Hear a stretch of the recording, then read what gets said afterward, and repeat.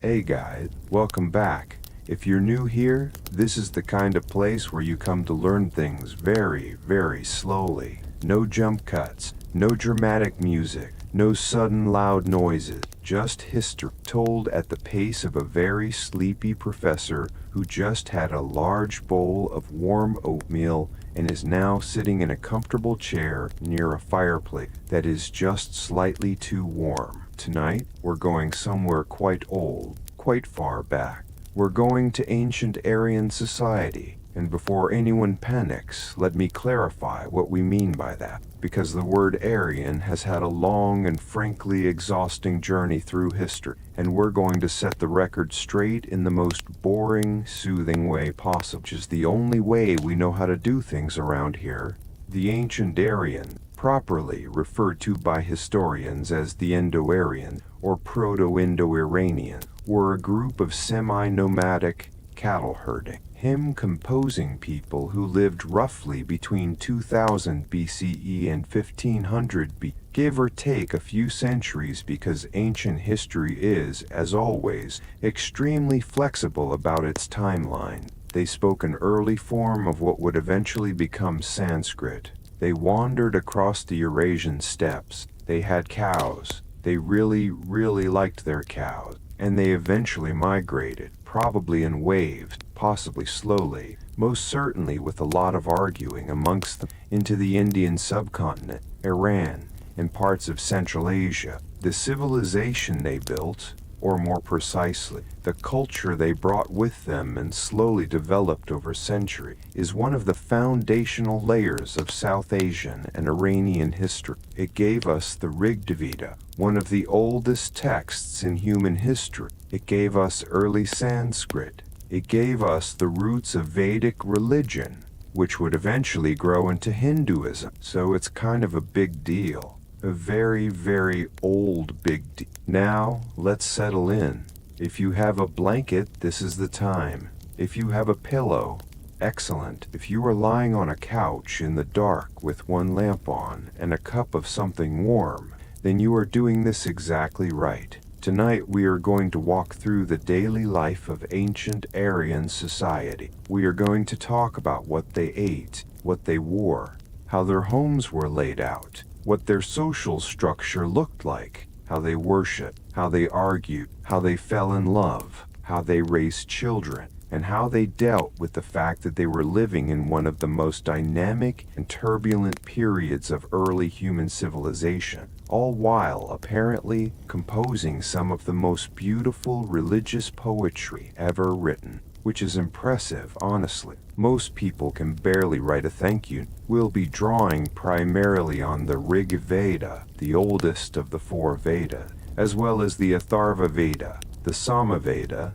Samaveda, some early Upanishadic texts, and what archaeology and comparative linguistics have helped us piece together. It won't be a perfect picture. Ancient history never is. There are gaps and contradictions, and scholars who argue vigorously with one another in academic journals using very long words, but we'll do our best to paint something reasonable and mildly interesting, maybe even interesting enough to keep you awake for the first 5 minutes, at which point you will probably drift off, and that is completely fine. That is, in fact, the goal. So, let us begin. To understand daily life in ancient Aryan society, you first have to understand what kind of world they were living in, and the answer is a world in motion. The early Indo-Aryan people were not initially settled farmers sitting in brick houses and tidy villages. They were, by nature and necessity, a mobile people. Semi-nomadic is the word scholars use, which basically means they moved around quite a bit, but not entirely randomly. They had patterns, they had seasonal rhythms, they followed their cattle, which, again, were extremely important, to pastures and water sources, and then they moved on. This is worth dwelling on for a moment, because it shaped everything about their culture. When your entire life is organized around movement, you develop certain priorities. You value things that are portable. You value animals over land, because land stays where it is, and animals come with you. You develop a very strong sense of kinship and community, because you are dependent on the people around you in a very literal, day-to-day way. You can't afford to have bad neighbors when your neighbors are the only people within 50 miles. The basic social unit of early Aryan society was the kula, the family, not just the nuclear family in the modern sense, but the extended family clan, grandparents, parents, children, cousins, uncles, aunts, and assorted relatives who may or may not have been welcome but were there anyway, because that's how extended family works across all of human history. The kula lived together, worked together, and generally suffered together through the various inconveniences of ancient life. Above the kula was the grama, the village or tribe, and above the grama was the vis, a larger clan confederation, and above all of that was the jana, the people, the tribe in the broadest sense. These were the concentric circles of Aryan social identity, and they mattered enormously. Who you were was defined largely by which family you came from, which clan you belonged to, and which tribe you were part of. Individual identity, in the way we think of it today, was much less the point. The head of the family was the grihapati, the lord of the household. This was typically the eldest male, though the word itself tells you a lot. Griha means home or household, and pati means lord or master. So the grihapati was literally the lord of the home. He made decisions. He managed resources. He represented the family in public matters. He was responsible for ensuring that the sacred household fire, the griha fire, was maintained and never extinguished, because the household fire was not just a practical necessity for cooking and warmth. It was a religious one. The fire was a conduit to the gods. We'll come back to the fire. The fire is important. The Aryans had a lot of feelings about fire, but first, let's talk about where these people actually live. Because if you're going to do daily life, you have to start with the home. In the earliest period, the period reflected in the oldest hymns of the Rigveda, the typical Aryan dwelling was relatively simple. Think of something like a large, slightly sturdy tent or hut, made from materials that were locally available: wood, reeds, animal skins, possibly thatch, the kind of structure that could, with a reasonable amount of effort, be dismantled and moved if needed. Because remember, these people were still somewhat mobile. Putting down permanent roots, while it happened increasingly over time, was not yet the default. As Aryan communities became more settled, which they did, gradually, as they moved into the Indus-Gangetic plains and established more permanent communities, the homes became more substantial. Evidence from later Vedic and early post-Vedic periods suggests rectangular or oval structure, sometimes with multiple rooms, built with a combination of timber framing and wattle and daub construction. That's basically sticks and mud, for those who are not familiar with the technical term. It sounds humble, but done well, wattle and daub can be remarkably effective. It insulates reasonably well. It keeps the rain out, mostly, and it can be repaired with materials that are more or less every. The typical home would have a central room or hall, the sala, which served as the primary living space. This is where the family gathered, where meals were eaten, where guests were received. There would often be a separate area for cooking, and a place, sometimes just a specially designated corner, where the sacred fire was kept. As homes became more established, there might be additional rooms for sleeping, storage of grain and goods, and housing for livestock, because livestock didn't just wander around outside unsupervised. Cattle were far too valuable. Now, speaking of cattle, let's talk about cattle. Because if you want to understand ancient Aryan society, you need to understand their relationship with cows. And it was a very, very close relation. Cattle in Rigvedic society were essentially the universal measure of wealth. They were currency, they were status symbol, they were sustenance, they were religious offering, they were gift, they were prized. Almost everything of importance in early Aryan life could be measured in cattle, A man's wealth was counted in cows. Bride price, the gifts given from the groom's family to the bride's family, was paid in cattle. Tribute was paid in cattle. Tribute was paid in cattle. Priests were rewarded with cattle. Priests were compensated with cattle. The gods were propitiated with, among other things, cattle.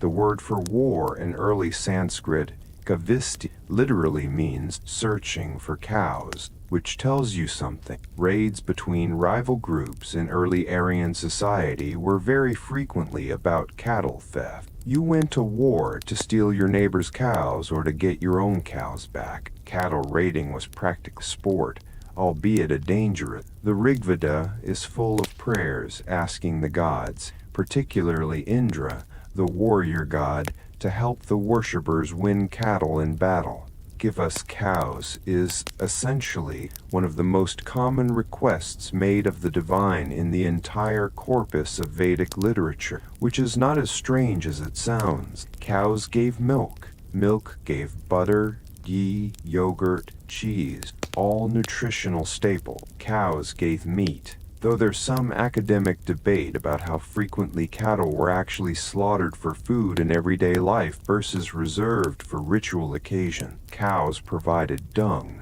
which was used as fuel and as a building material in the form of dried dung patties. Cows provided labor for pulling plows and carts, and cows eventually would take on a deeper spiritual significance that would evolve into the concept of the sacred cow in later Hindu tradition. But in the Rig-Vedic period, cows were primarily economic, sacred in the sense that wealth is sacred perhaps, valuable beyond almost anything else, and guarded accordingly. The Aryans also kept horses, and horses occupied a slightly different space in the cultural imagination. Horses were associated with speed, with nobility, with warfare, and with power. The horse sacrifice, the Ashvamedha, was one of the grandest religious rituals available to a king, performed to demonstrate and confirm royal power and territorial authority. We'll get to ritual a bit later,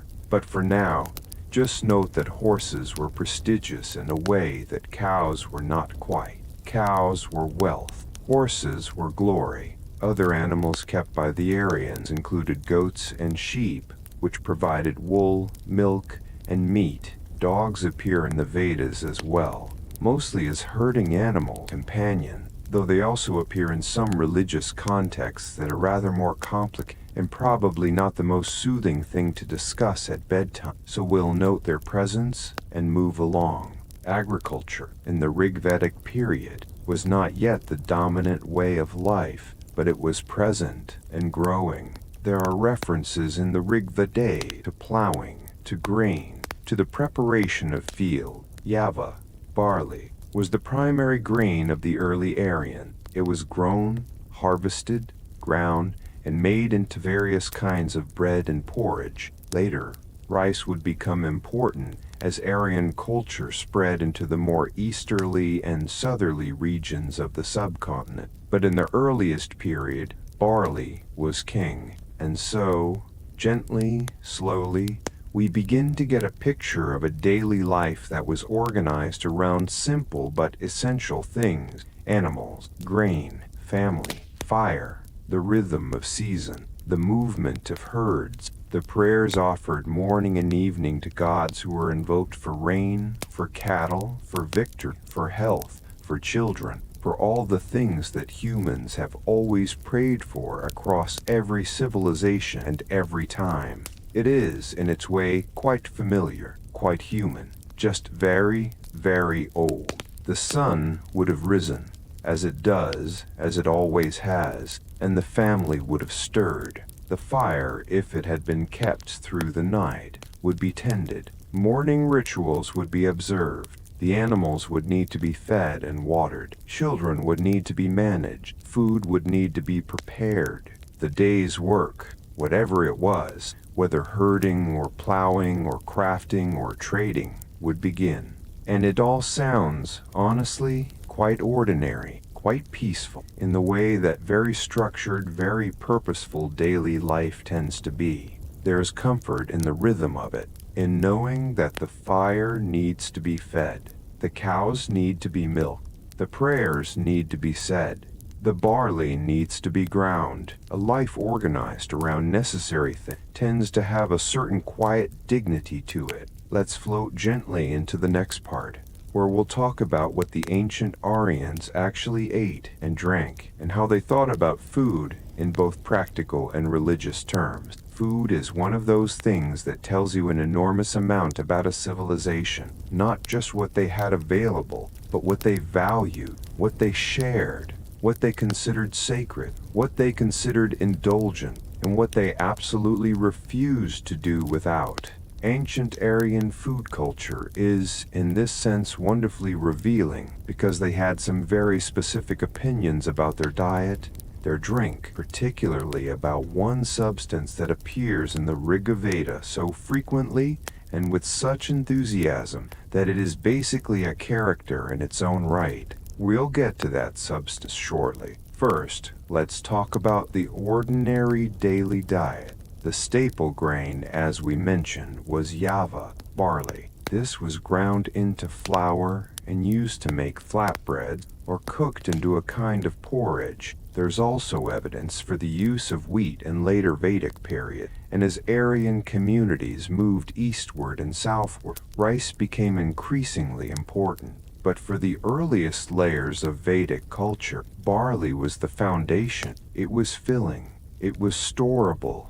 It grew reasonably well in the climate of the northwestern subcontinent and the regions beyond. It was not, by any stretch of the imagination, exciting food. But exciting food was not really the priority. Reliable food was the priority, and barley was very reliable. Dairy products were absolutely central to the Aryan diet, which makes sense given their relationship with cattle. Milk, dugda, was consumed both fresh and in various process forms. Ghee, clarified butter, was perhaps the most prestigious of all dairy products. It was used in cooking, yes, but it was also poured into the sacred fire as an offering to the gods. Ghee was, in a very literal sense, divine fuel. The Rig Veda mentions it constantly. It appears in ritual context, in poetic imagery, in descriptions of abundance and prosperity. A household with plenty of ghee was a blessed household. Curd,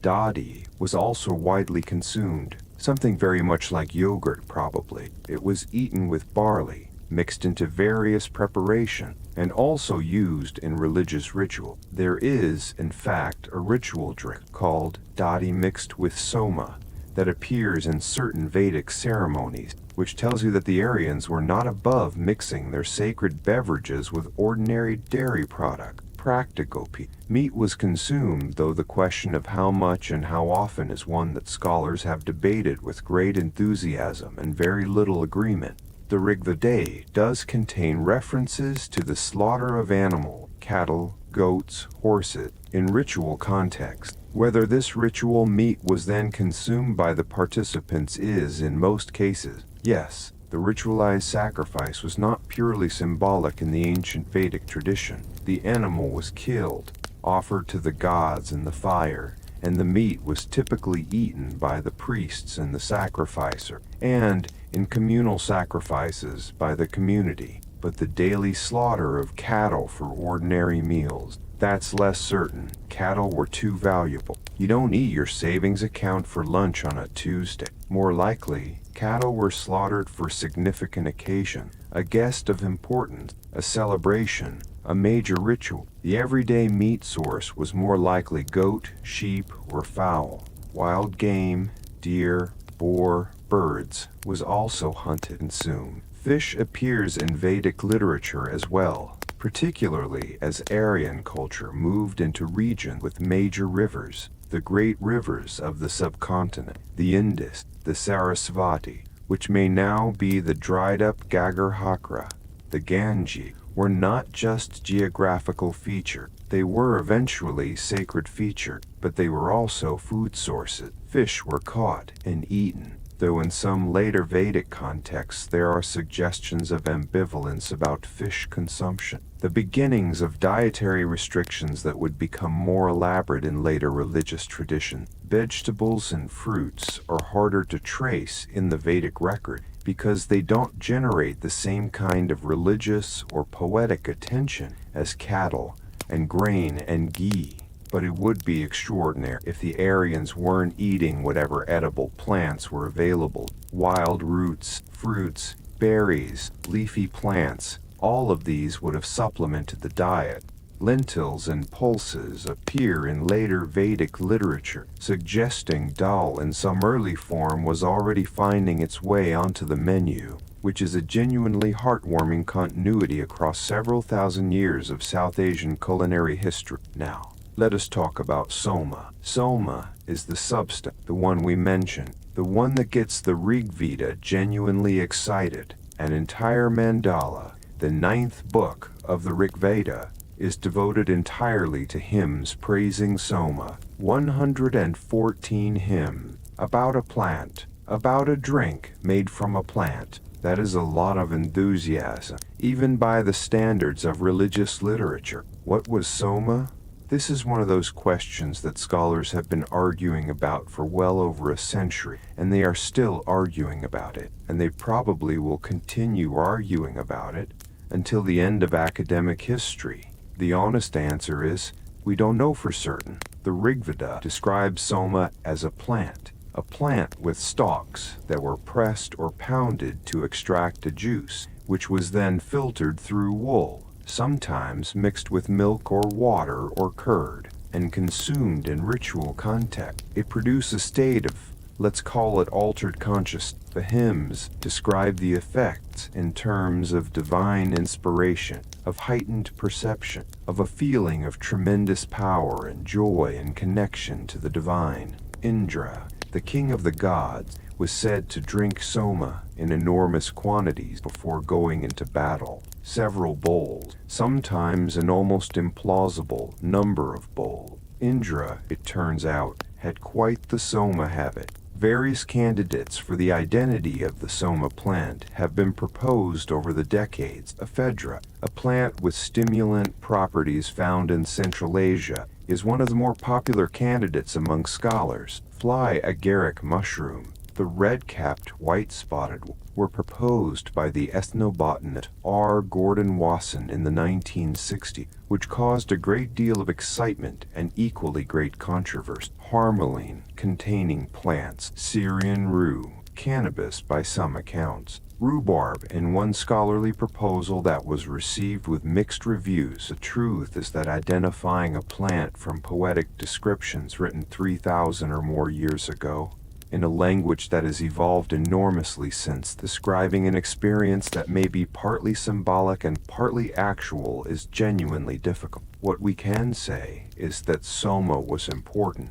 profoundly important. It was not a recreational substance in the casual, it was a sacred one. It was consumed as part of highly structured rituals by specific people in specific ways for specific divine purpose. The soma ritual, the soma yajna, was one of the central religious ceremonies of Vedic culture. The pressing of the soma stalks, the filtering of the juice, the mixing, the offering into the fire, the drinking, all of these steps were accompanied by specific hymns, specific prayers, specific ritual actions performed in a specific sequence by trained priests. It was not something you did at home on a Thursday evening because you felt like it. It was solemn, it was significant, and it was, according to the people performing it, absolutely glorious. Beyond soma, the Aryans also consumed sura, a grain-based fermented drink, something like beer. Sura doesn't get quite the same reverent treatment as soma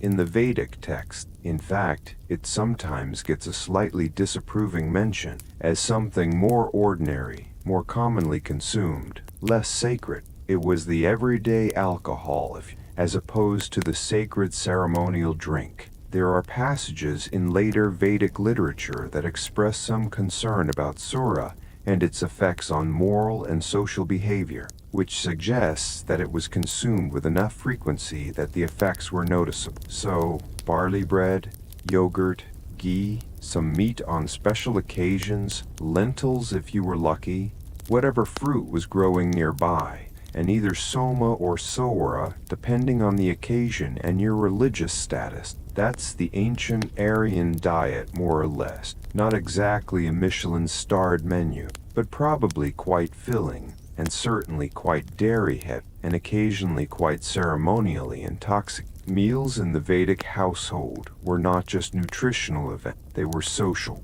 The household meal was a moment of family cohesion, presided over by the Grihapati, his wife. Hospitality was enormously important in Aryan culture. The Atharva Veda and later Vedic texts are full of injunctions about the proper treatment of guests. Atithi, the guest, was to be received with food and respect. The word atithi itself means, roughly, one who arrives without a fixed date, the unexpected guest, and even the unexpected guest was to be welcomed and fed. Turning away a hungry traveler was a serious social and moral failing. There's a lovely passage in the Rig Veda, well, lovely in a quietly poignant way, that essentially says that food should not be hoarded, that the generous person shares what they have, and that the one who eats alone is somehow a lesser person.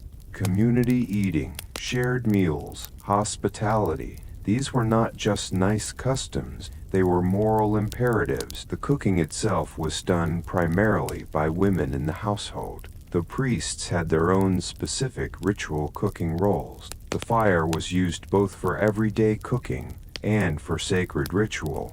There was no sharp distinction, really, between the domestic fire and the sacred fire. Both were manifestations of Agni, the fire god. Both were treated with respect. You didn't toss garbage into the cooking fire, for example. That would have been considered extremely rude. Spiritually speaking, food was sometimes eaten from clay vessels. Pottery has been found at archaeological sites associated with Vedic-era cultures in the northwestern subcontinent, including the distinctive painted grayware pottery found across a wide swath of northern India from roughly 1200 to 600 BCE. Vessels made of wood or leaves were also used. For more elaborate occasions, the use of more refined vessels is suggested by textual references. Eating posture is, interestingly, mentioned in later Vedic and early Dharmashastra texts. Sitting on the ground or on a low seat, facing east, the auspicious direction of the rising sun, was preferred for ritual meals. Whether this was observed in everyday eating is unclear. Probably people just sat however was comfortable, which is what people do, regardless of what the religious texts say about ideal posture. Food could be eaten with the hand, as was standard across South Asia for millennia, and remains common today. Bread could be used to scoop up softer food. Liquid dishes would be drunk from vessel. The basic mechanics of eating have not changed enormously in 3,000 years, which is quietly reassuring. The times of eating were probably organized around the rhythm of the day and the movement of the sun. A morning meal, something light, perhaps leftover bread or porridge before the day's work began. A midday rest and meal if work permitted. The main meal in the evening, when the day's labor was done, and the family had gathered again, and the fire, always the fire, present through all of it. There is something genuinely peaceful about imagining this daily rhythm. The morning stirring of the fire, the grinding of barley, the smell of ghee heating, children underfoot, the sounds of cattle and the early morning air. The low murmur of a prayer offered to the dawn, and there were prayers to the dawn, beautiful ones addressed to Usha, the goddess of dawn, who appears in some of the most lyrical hymns in the entire Rigveda. She comes every morning, rosy and bright, driving away the darkness, leading the day forward. The priests greeted her with hymns. Ordinary people probably greeted her by putting more wood on the fire and starting to grind the barley, which is, when you think about it, also a form of greeting, a practical one. The Aryans ate with gratitude, at least in theory. Food was not taken for granted, because in the ancient world, food security was genuinely uncertain. A drought, a cattle raid, a bad harvest, these could mean real suffering. The prayers for abundance, for rain, for fertile fields, for healthy animals that fill the Rigvedaya are not just poetic. They reflect real anxiety about survival, wrapped in the only tools available, language and ritual and hope. They prayed, they cooked, they ate, they shared. They fed their guests and their children, their gods, and then they cleaned up. Probably, eventually, someone cleaned up, though the Vedas are notably silent on the subject of dishwashing, which perhaps tells us something about how that particular domestic task has always been regarded across human history. Let's drift now from the cooking fire and the morning meal toward the broader social world. Let's talk about who the ancient Aryans were as a society, how they were organized, who was in charge, and why that particular question would, over the following centuries, become one of the most consequential and most contentious in all of South Asian history. Here is where things get a little more complicated. Not dramatic, we don't do dramatic, but layered. Ancient Aryan social structure is one of those topics that has been discussed, debated, interpreted, reinterpreted, and occasionally weaponized throughout modern history in ways that are far removed from what was actually happening on the Eurasian steppes and the northern plains of India several thousand years ago. So, we'll tread carefully, and we'll be as clear as we can about what the evidence actually suggests. In the earliest Rig-Vedic period, Aryan society was organized primarily along tribal and kinship lines. The basic unit, as we've established, was the family, the kula. Above that was the grama, which in its earliest usage seems to refer to a mobile group of families traveling together, a kind of wagon train, but with more cows and more hymns. The leader of the grama was the gramani, a kind of headman, or leader who organized the group's movement and coordinated its activities. Above the grama was the viz, a larger clan group, perhaps several hundred to a few thousand people bound together by kinship ties and shared allegiance. The leader of the V's was the Vispati, the lord of the, and above the V's was the Jaina, the tribe in the broadest sense, the people. The Jaina was led by a Raja, a king or chief, though in the early Rigvedic period, this title meant something considerably less grand than king in the later historical sense. The early Raja was more like a war chief, someone chosen for military leadership, particularly during cattle raids and intertribal conflict. His authority was real, but it was also limited by custom, by the expectations of his community, and by the council of tribal elders and priests. The early Vedic polity was not, in other words, an absolute monarchy, with marble palaces and formal bureaucracy. It was a more fluid, more personal kind of leadership. The Raja led because he was good at leading, because he was brave and generous and successful in bringing cattle home. If he stopped being those things, his authority would erode accordingly. This is incidentally a pattern you see in many early pastoral societies around the world. Leadership based on demonstrated competence and generosity rather than purely on inherited status. But, and here is where it gets interesting, there were already in the Rigvedic period the beginnings of a social stratification that would eventually become one of the defining features of South Asian civilization. The Rigveda refers to several categories: the Brahmas or Brahmins, the priests and hymn composers, the keepers of sacred knowledge, the Ranjas or Kshatriyas, the warriors and rulers, the Vishi, the common people, the herders, farmers, and traders, and, in a famous late hymn of the Rigveda called the Purusha Sukta, the hymn of the cosmic man, all four of these groups, plus a fourth category of Shudras, are described as having emerged from different parts of a divine being's body. Brahmins from the mouth, Kshatriyas from the arms, Vaishyas from the thighs, Shudras from the thighs. This is the origin story of Varna, the system of social categories that would evolve over the following centuries and millennia into the complex and often deeply unjust caste system of later Indian history. And it's worth pausing here because the Purusha Sukta is a fascinating and controversial text. First, most scholars believe that the Purusha Sukta is one of the later additions to the Rigveda, not from the earliest layers, but from a period when the social structure was already crystallizing and the text was being used to give divine sanction to existing arrangement. This is a very human thing to do.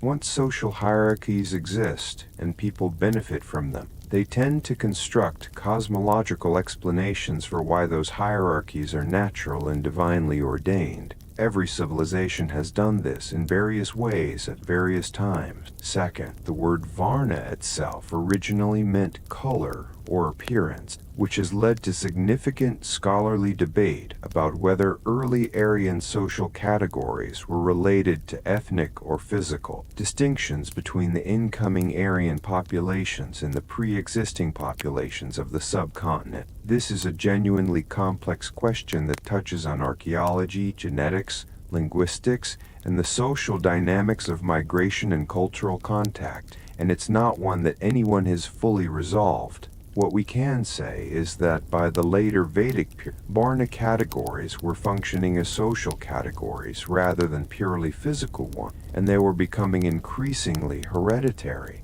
But in the earliest Vedic period, and this is important, the picture was more fluid. The four categories existed as functional roles rather than rigid hereditary castes. A family might produce both warriors and priests. Social mobility, while probably not unlimited, was not yet the impossibility it would become in later centuries. The system was firming up, but it hadn't fully set yet. Let's talk about the Brahmins first, because they are, in many ways, the custodians of the entire Vedic record. Everything we know about ancient Aryan society comes through texts that were composed, transmitted, and eventually written down by Brahmin priests. This means we have to keep in mind, gently but consistent, that we are seeing this world largely through Brahmin eyes, and Brahmin eyes had a somewhat self-interested view of how society be organized. The Brahmins were, in the Vedic scheme of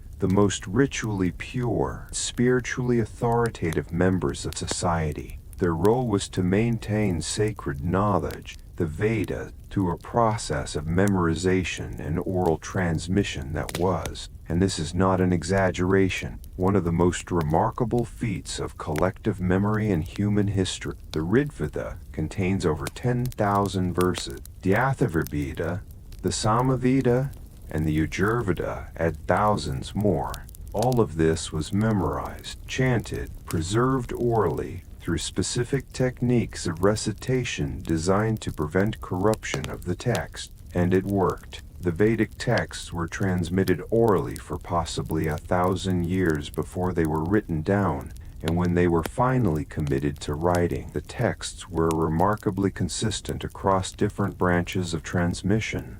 The Brahmins who performed this function were naturally indispensable. You could not perform a major ritual without them. You could not sacrifice correctly, could not pray in the properly efficacious way, could not communicate with the gods in the accepted fashion without a trained Brahmin. This made them powerful, and over time, it made them very keen on ensuring that this power remained hereditary, that only those born into Brahmin families could become Brahmin. In the early Vedic period, the picture of Brahmin life was somewhat more varied and less rigidly defined. We see Brahmins who were also warriors. We see families where different sons took different paths. We see the Brahmin as composer, poet, philosopher, and practical ritual technician, someone who combined the functions of priest, scholar, and court intellectual in ways that would later be separated out into more specialized roles. The Kshatriyas,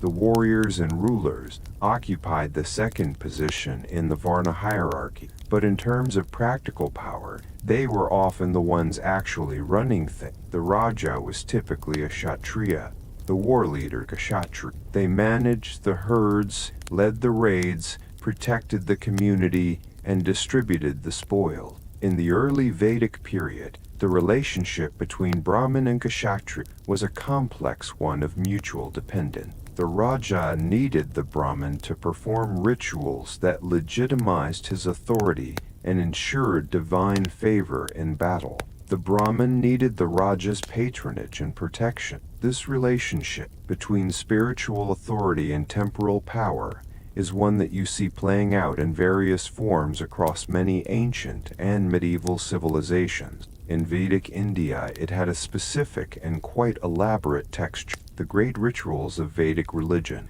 the Soma sacrifice, the royal consecration ceremony called the Rajasuya, the horse sacrifice, all required both the warrior king's participation and sponsorship and the Brahmin's ritual expert. Neither could do it alone. The Vaishyas were the broad middle of Aryan society, the ordinary free people who herded cattle, farmed, traded, and generally kept the economy functioning. They were not priests, they were not warriors primarily. They were the productive class. They paid tribute, a share of their cattle and grain, to the Raja and his chieftain. They participated in communal ritual. They could, at least in theory, own property and cattle, and participate in the civic and religious life of the community, though always in a less prestigious position than Brahmins or Kshatriyas. The Shudras are mentioned in the Rigveda, in the Purusha Sukta,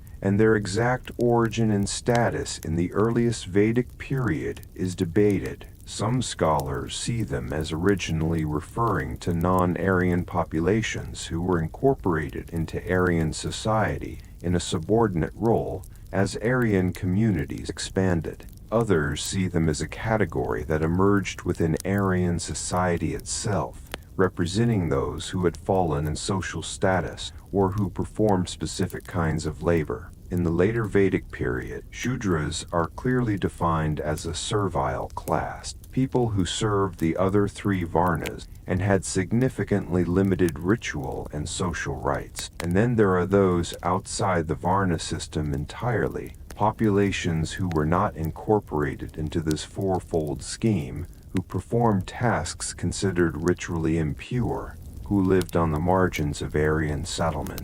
These groups would, in later centuries, become what is now referred to as untouchable or Dalits, though that story extends far beyond our early Vedic period. For now, let's note that the seeds of a deeply unequal social system were present in the earliest layers of Aryan culture, while also noting that the full flowering of that inequality was a later development. The early Rigvedic world was more fluid, more dependent on practical competence and personal valor than the rigidly stratified world of later Vedic and classical Indian society. There was also, within this social world, the question of the Dash or Dasa, people who appear in the Rigveda as enemies, as the people against whom the Aryan tribes fought. The word Dasa means in later Sanskrit slave or servant, but in the Rigveda, the Dasa seem to be a distinct group, possibly the pre-existing populations of the subcontinent, possibly other semi-nomadic groups with different religious practices and different social customs. The god Indra is praised repeatedly for destroying the Dasas and their fortress, the Purse, walled settlements that Indra smashes with his thunderbolt. The interaction between incoming Aryan populations and pre-existing South Asian population was complex, long-lasting, and resulted in the layered, syncretic civilization that we associate with classical India. It was not a simple conquest displacement. It was more like a very long and very complicated blending, in which both sides contributed elements, and in which the resulting mixture was something neither would have predicted or entirely recognized. The tribal council, the Sabha and the Samiti, are worth mentioning here as well. These were assemblies of tribal members, particularly of the male members of the community, where matters of communal importance were discussed. The Samiti seems to have been a larger, more general assembly. The Sabha was perhaps a smaller, more select group of elders or notable men. Both appear in the Rigveda as places where decisions were made, disputes were settled, and the affairs of the tribe were managed collectively. This is significant because it suggests that even in a society with a Raja at the top, governance was not purely top-down. There were consultative mechanisms. There were checks on the Raja's authority, at least in the early period. The assembly could weigh in. Elders had standing. The community had a voice. A limited voice, certainly, and not extended to everyone equally, but a voice nonetheless. The Raja himself was elevated through ritual. The Rajasuya ceremony was a royal consecration rite that involved elaborate rituals over what could be a year or more, in which the king was ritually transformed from ordinary man to sacred king, anointed, empowered, and set apart. It was an enormous undertaking, requiring extensive Brahmin involvement, significant material resources, and the attendance and participation of vassal chiefs and allies. It was, essentially, the ancient equivalent of a coronation, but more complicated, more physically demanding, and involving considerably more ghee. And so, as the sun went down on any given day in early Aryan society, this was the world that the people inhabited, a world of kinship cattle, of tribal allegiance, sacred fires, chiefs and priests, and complex mutual dependence, of a social order that was still forming, still fluid, not yet set in the rigid patterns it would later assume. A world of vast open spaces and enormous skies, of the sound of cattle lowing in the evening, of the smoke from a dozen fires rising in the dusk. It was a world of tremendous spiritual energy, of people who were composing right there, in that moment, some of the most enduring religious literature in human history, sitting by their fires, watching the stars, listening to the wind, and finding in all of it the presence of something larger, something divine. Let's drift now into that divine world, into the religion of the ancient Aryan, into the gods and the fires and the hymns and the elaborate, beautiful, exhausting ritual life that organized everything else around it. If daily life in ancient Aryan society had a center of gravity, a thing around which everything else organized itself, it was religion. Not religion, a separate category of life. Something you did on certain days in certain buildings and then set aside for the rest of the week. But religion as the total environment, as the framework through which all of existence was interpreted, managed, and given meaning. The Vedic religion, the religion of the ancient Aryans, as preserved in the four Vedas, is often described by scholars as a form of polytheism, the worship of many gods, and that's accurate as far as it goes. The Rigveda mentions 33 primary gods, though later traditions list larger numbers, and the actual cosmic population was presumably quite fluid. But Vedic religion was also more than straightforward polytheism. It was, in some of its philosophical dimension, already gesturing toward ideas that would become full monotheism and monism in the Upanishads, the idea that behind all the many gods, there is one fundamental reality, one underlying truth. But let's not get ahead of ourselves. Let's start with the gods as they appear in everyday Vedic life. Because the gods were not remote, abstract figures. They were present, immediate, and constantly being addressed. Agni was perhaps the most immediately present of all the gods. Agni was fire. He was the household fire, the ritual fire, the forest fire, lightning. He was everywhere that fire was, and since fire was essential to daily life, for cooking, for warmth, for light, for ritual, Agni was essentially always there, always with you. You lit the fire in the morning, and there was Agni. You put ghee in the ritual fire, and there was Agni, carrying your offering upward to the other god. You watched the lightning flash across the stormy sky, and there was Agni in his wild, uncontrolled form. The Rig Veda opens with a hymn to Agni, which tells you something about his importance. The very first word of the very first hymn, the oldest surviving religious text in the world, is Agni. Agni, I worship. He is the first god addressed. He is the divine priest in us, the one who mediates between the human world and the divine world, carrying the prayers and offerings of humans upward through the fire to the gods above. Agni, described in the hymns with considerable affection and poetic imagination, he was the guest of men, always present in the home, always welcome. He had a beard of flame and hair of light. He ate the butter poured into him with relish. He was powerful but also approachable, the god you could talk to directly every day in your own home, without requiring a massive, elaborate ritual. You just fed the fire, spoke your prayer, and Agni was listening. Indra was the other great figure of the Rig Veda, and what a figure! Indra was the warrior god, the king of the gods, the slayer of the cosmic serpent Vritra. He was the one who released the waters, who brought the rains, who defeated the forces of chaos and darkness. He drove a golden chariot across the sky. He wielded the Vajra, the thunderbolt. He was described as enormous, golden, immensely strong, and he drank enormous quantities of soma before every battle, which made him even more powerful, and also, one imagines, somewhat unpredictable. More hymns in the Rig Veda are addressed to Indra than to any other single god.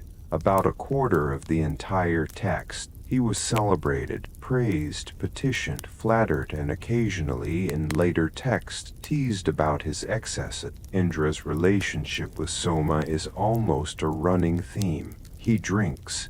He grows mighty. He does heroic things. He drinks some more. He was a god that a warrior culture could admire. Big, strong, victorious, generous with the spoils of battle, and not above a certain amount of excess. Varuna was a rather different kind of god. Where Indra was loud and dramatic and warrior-like, Varuna was cosmic, all-seeing, morally weighty. He was the guardian of Rita, the cosmic order, the principle of right and truth that governed the universe. He watched over the moral lives of humans from his vast palace in the sky, tracking their sins and misdeeds with an attention to detail that would have made a modern HR department envy it. He could bind sinners with his nooses, invisible, inescapable constraints, and release them upon repentance and proper ritual atonement. The hymns to Varuna are among the most morally earnest and personally moving in the entire Rig Veda. They speak of guilt, of the desire for forgiveness, of the awareness of having failed to live rightly. There's one famous hymn in which the poet asks Varuna, "What was my offense? What transgression have I committed, O Varuna? Tell me, so that free from guilt, I may seek your forgiveness." It's a prayer that would feel completely at home in many later religious traditions. The awareness of moral failing, the desire for divine mercy, the appeal to a god who sees everything and judges. Varuna and Indra together represent two poles of Vedic religion. The active, martial, immediately powerful god who helps you win battles, and the transcendent, morally serious god who governs the cosmic order and holds you accountable. Both were necessary, both were honored, and the tension between them, between force and righteousness, between immediate power and cosmic law, is one that runs through the entire Vedic tradition and into later Indian philosophy. Mitra was often paired with Varuna, Mitra Varuna, as a divine dyad representing contract and law.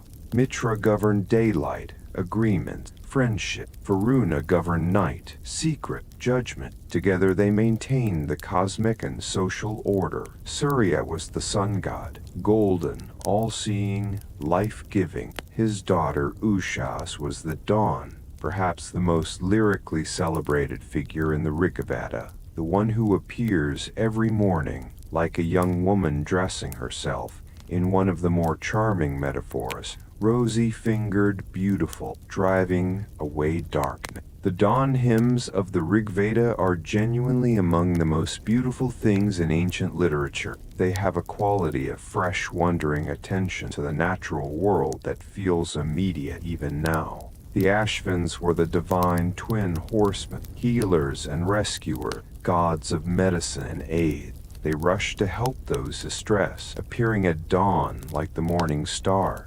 They were invoked for healing, for protection, for rescue from difficult situations. The original divine first responder in a way. Vayu was the wind god. Parjanya was the rain cloud god. Extremely important in an agricultural and pastoral society dependent on monsoons, Sarasvati appears as both a river goddess and a goddess of inspiration, eloquence, and sacred knowledge, an association that would deepen over time until she became the goddess of learning and arts in later Hinduism. The river Sarasvati itself, which many scholars identify with the now dried-up Ghaggar-Hakra system, was sacred, life-giving, enormously important to early Aryan settlement in the northwestern subcontinent. Rudra appears in the Rigveda as a somewhat alarming figure, a god of storms, of wild places, of disease and healing. He was propitiated as much as praised. You wanted Rudra to be calm, to be far away from your settlement,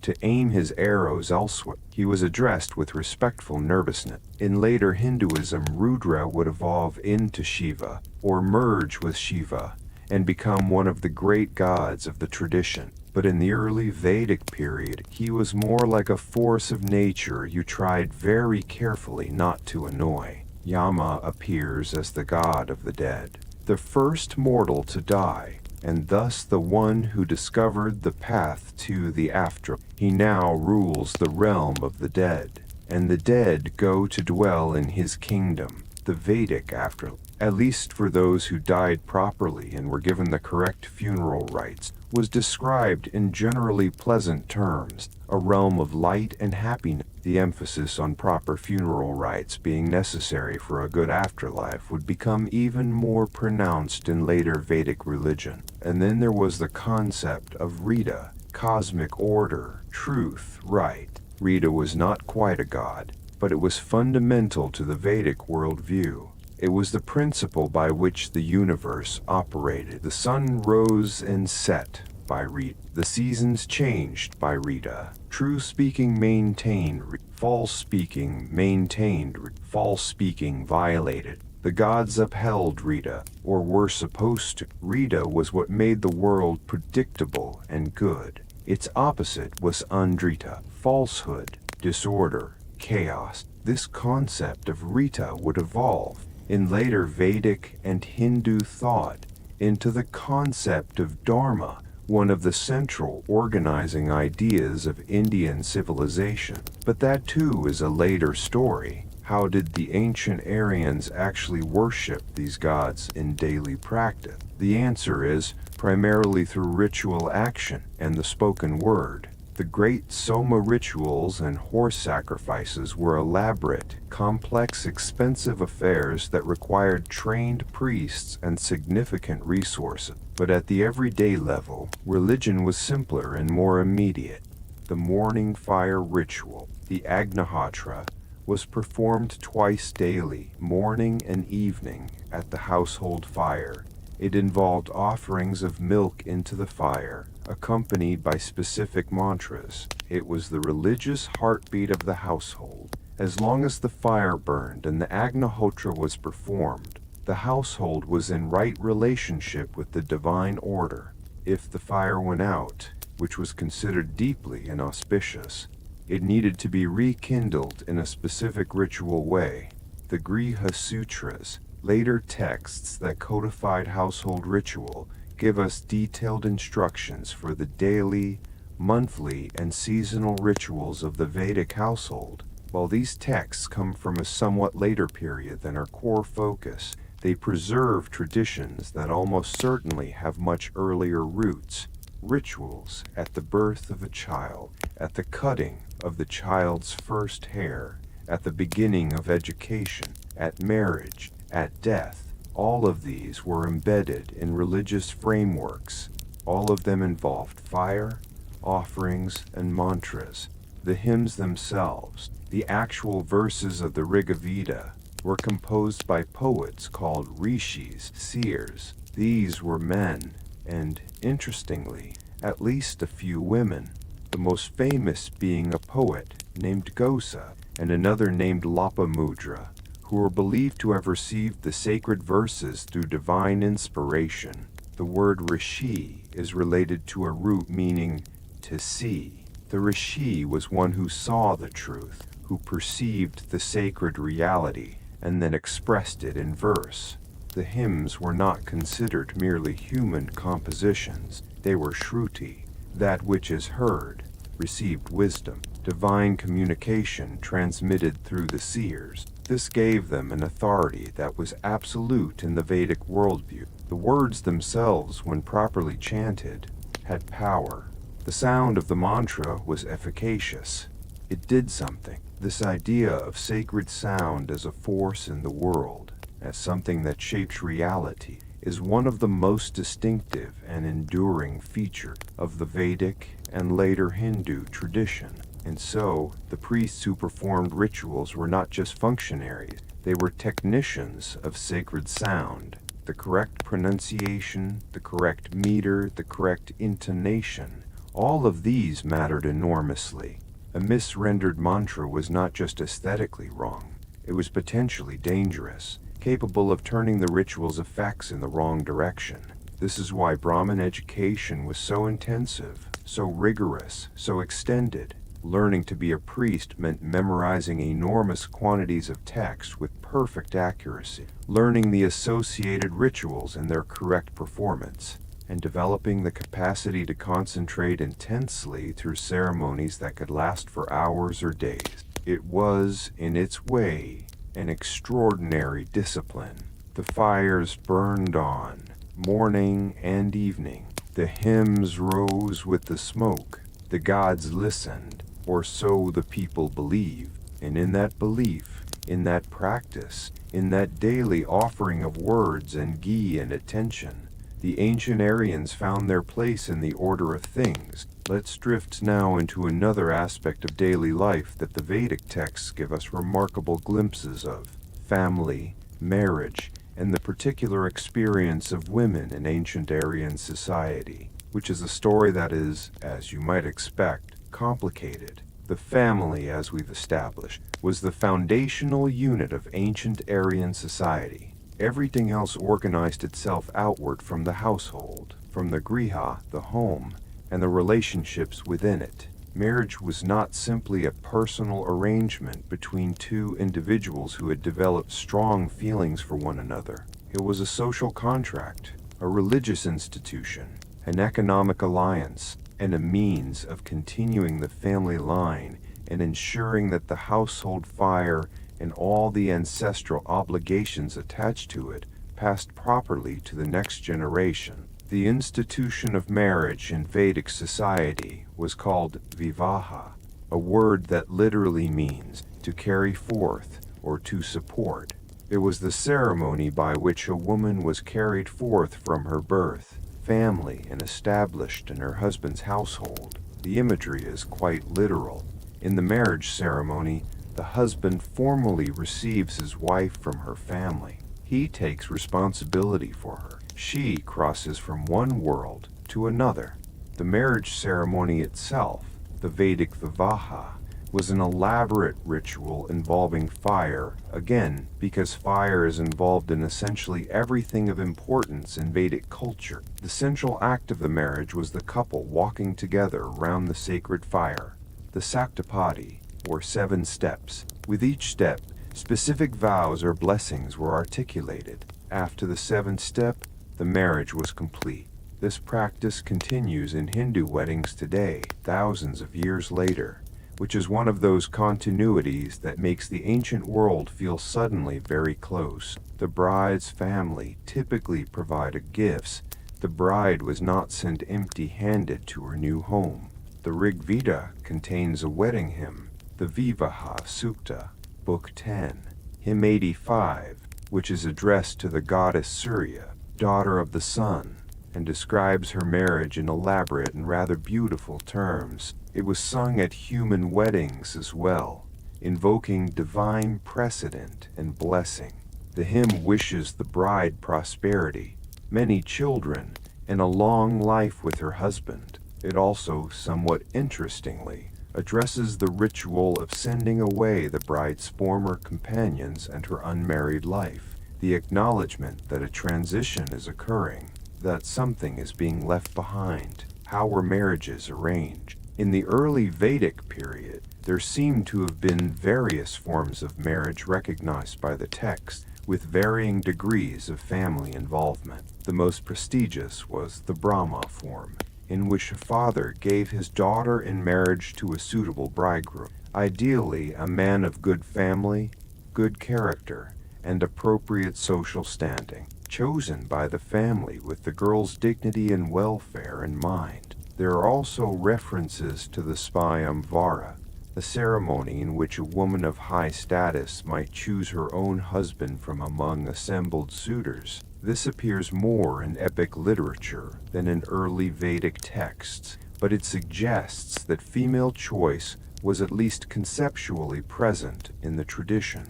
Other forms of marriage mentioned in various texts include the Gandharva form, essentially marriage by mutual consent and love, without elaborate ceremony. The Atharva Veda contains love charms and spells, incantations used to attract a desired person, to bind affection, to ensure faithfulness. The fact that these exist suggests that love, actual romantic love, not just arranged alliance, was a real part of the human experience being navigated. People fell in love in the ancient world, as they always have, and sometimes they used whatever means were available to them to secure the object of their affection. The Atharva Veda love charms are, honestly, quite touching. One addresses a woman the speaker loves, asking that her heart turn toward him as a creeper winds around a tree. Another describes a young man adorning himself before going to meet the woman he desires. Another is a charm to make a beloved faithful and devoted. They speak of longing, of beauty, of the specific ache, of wanting someone who may not be paying sufficient attention to you, emotions that are thoroughly familiar regardless of the millennia separating their expression from our reception. There are also, in the Atharva Veda, spells to use against rivals in love, to drive away a competitor for someone's affection, which tells you that romantic jealousy was alive and well in ancient Aryan society, as perhaps it has been in every human society since approximately the beginning of human society. The position of women in early Vedic society is a question that requires some nuance. The picture is neither as egalitarian as some romanticized accounts suggest, nor as oppressively patriarchal as later periods of Indian history. It was, as with most things, more complicated. Women in the early Rigvedic period had certain rights and standing that would erode significantly in later Vedic and classical period. They could participate in religious rituals alongside their husbands. The wife's participation was, in fact, often required for certain household rituals to be properly performed. Without a wife, a man could not perform certain sacrifices. The Patni, the wife, was his ritual partner. Her presence was religiously necessary, not merely socially expected.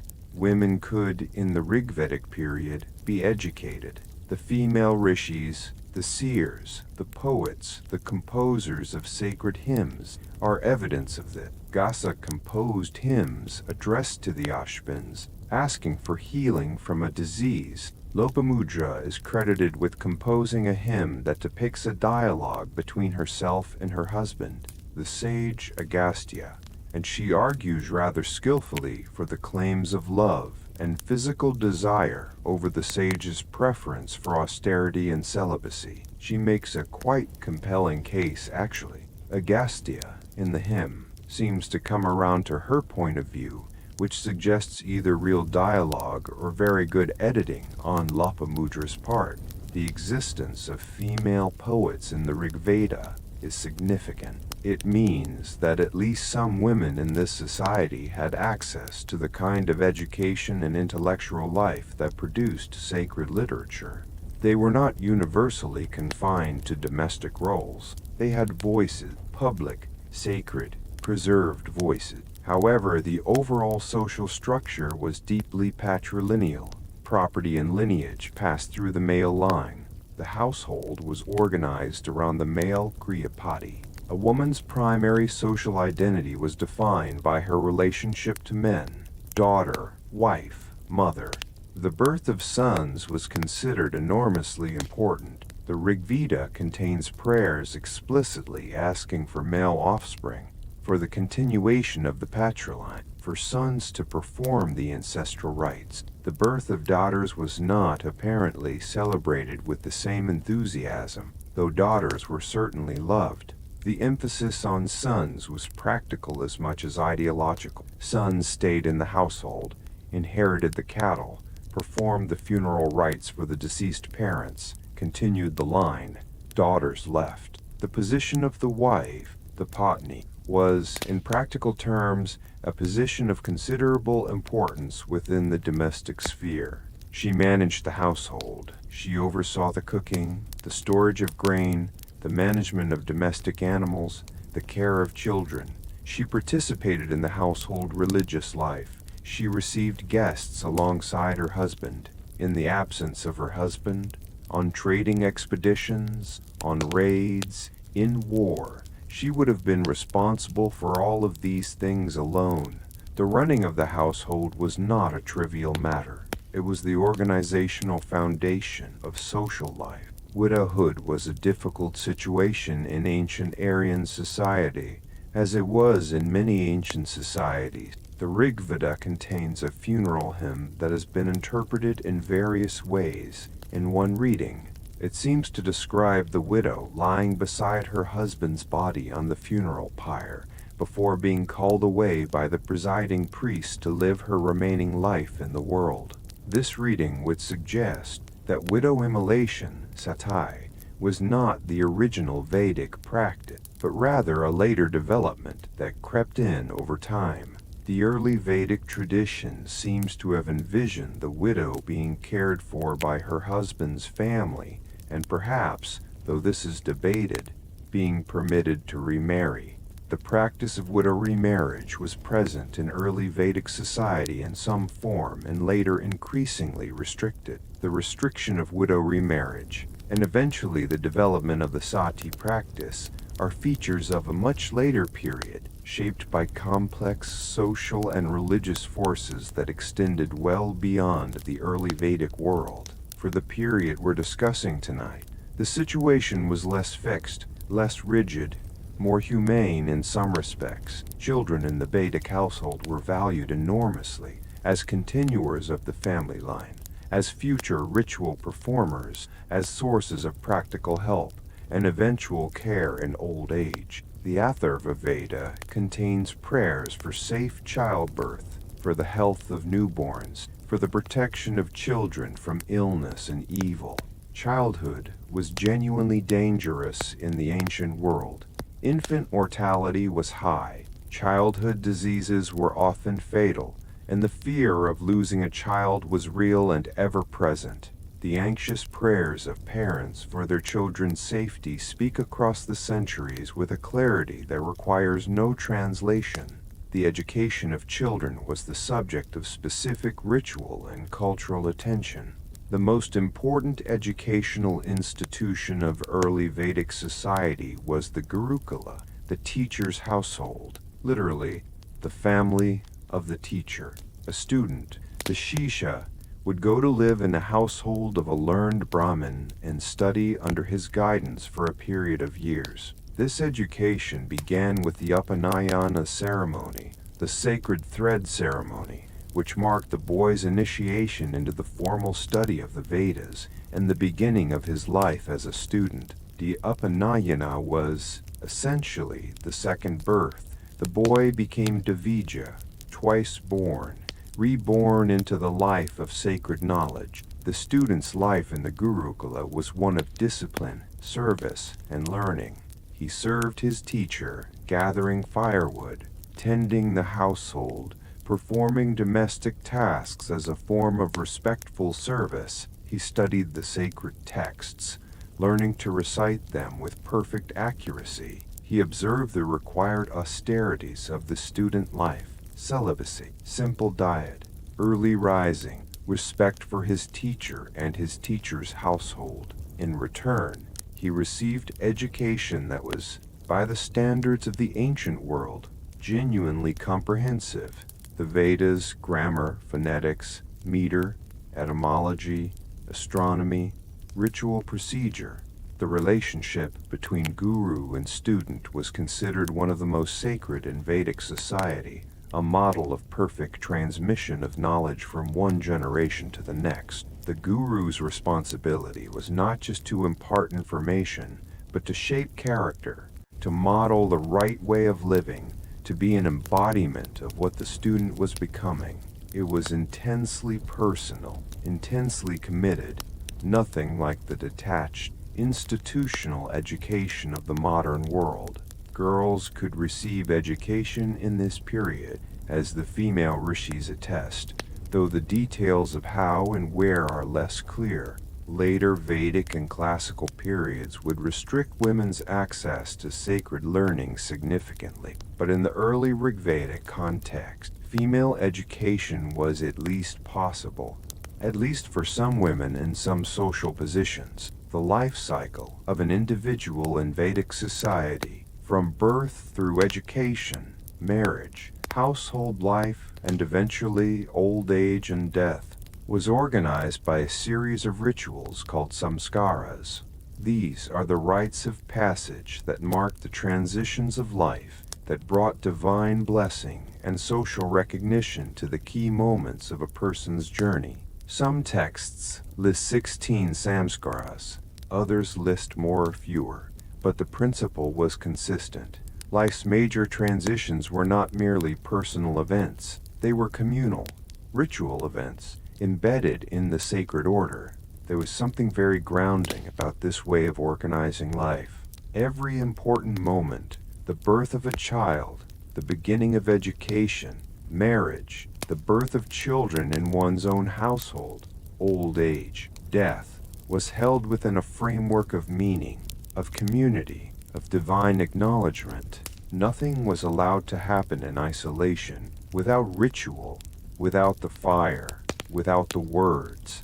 And in that framework, even the most ordinary day had its sacred dimension: the morning fire, the evening prayer, the meal shared with family, the care of cattle, the maintenance of the household, the instruction of children, the telling of stories around the fire at night, stories that would eventually be organized and preserved and written down and become the inheritance of all of human civilization. It was, in its way, a complete life, a small life in many ways, bounded by the horizon visible from the settlement, limited in its material comforts, filled with genuine physical hardship and uncertainty, but a life organized around things that mattered, around family and community and the sacred order of things. Let's float along now to the world of work and craft, to what the ancient Aryans made, built, forged, and traded. Every civilization is built on labor, on the daily, unglamorous, essential work of people who make things, and grow things, and move things from one place to another. The ancient Aryan world was no different. Beneath the hymns and the rituals and the social structures, there was a working world, a world of craftspeople, traders, farmers, and artisans who kept the whole enterprise running. The Vedic texts are not always the most reliable guides to this working world. They were composed by and for the priestly and warrior classes, and they tend to pay more attention to sacrifice and battle and cosmic order than to the details of pottery making or leatherworking. But there are clues, references, passing mentions that let us reconstruct something of the productive life of early Aryan society. The most important craftsman in the early Aryan world was probably the smith, the carpenter, and, increasingly, the metalworker. The Rig Veda refers to the taksha, the craftsman, the carver. Woodworking was essential. Chariots were made of wood. Plows were made of wood. Weapons had wooden handles and shafts. The frameworks of buildings were wooden. A skilled woodworker was genuinely valuable, someone whose abilities made a material difference to the community's daily life and military capacity. The chariot, in particular, was a technology of enormous military and social importance in the ancient Aryan world. The Aryans were among the early users of the light-spoked wheel war chariot, a technology that also appears around the same period in the Near East and Egypt, part of the broader pattern of innovation and diffusion across the ancient world. The war chariot drawn by horses was a formidable military instrument. It was fast. It was mobile. It allowed archers to fire from a moving platform, and it was extremely difficult to manufacture well. The spoked wheel required sophisticated woodworking, precise joinery, and materials selected and prepared with care. The chariot was also a status symbol. The great warriors of the Vedic epics, which come from a slightly later period but preserve much earlier traditions, ride magnificent chariots. The gods ride chariot. Indra's chariot crosses the sky. The image of the divine chariot warrior was fundamental to the Vedic imagination of power and glory, which meant that the carpenters who actually built the chariots were, in a practical sense, key enablers of everything that the warrior class valued. Metal was becoming increasingly important in the Vedic period, particularly copper and bronze, and then, in the later Vedic and early Iron Age period, iron. The Vedas mention Ayas, metal, with some frequency. There's scholarly debate about whether Ayas in the early Rigvedic period refers to copper or bronze or something else, and whether the later mentions of Krishna Ayas, black metal, refer to iron. What seems fairly clear is that the transition to iron technology, which occurred in the Indian subcontinent from roughly 1200 BCE onward, was a major development with profound consequences for agriculture, warfare, and daily life. Iron tools made clearing forested land vastly easier, and the movement of Aryan civilization eastward into the Gangetic Plain, with its dense forests, was likely enabled in part by iron-tipped axes and iron plowshares. Iron weapons, stronger and sharper than bronze, changed the nature of warfare. Iron was, in short, transformative technology, and the blacksmith who worked it, the Karmara, in Vedic terminology, occupied an important and somewhat ambiguous social position. Important because the skill was essential. Ambiguous because working with fire and metal was physically marked, sometimes ritually complicated, associated with a certain wildness or power that set the smith somewhat apart from ordinary social categories. Pottery was another essential craft. Clay vessels, for cooking, for storage, for drinking, were ubiquitous. Archaeological evidence from sites across the northwestern subcontinent and the Gangetic Plain gives us a remarkably rich picture of Vedic-era pottery tradition. The painted grayware tradition, pottery with geometric patterns painted in gray and white, found across a broad swath of northern India from roughly 1200 to 600 BCE, is often associated with late Vedic culture. It was well-made, functional pottery, not the most lavishly decorated in the ancient world. but consistent, competent, and clearly produced at scale.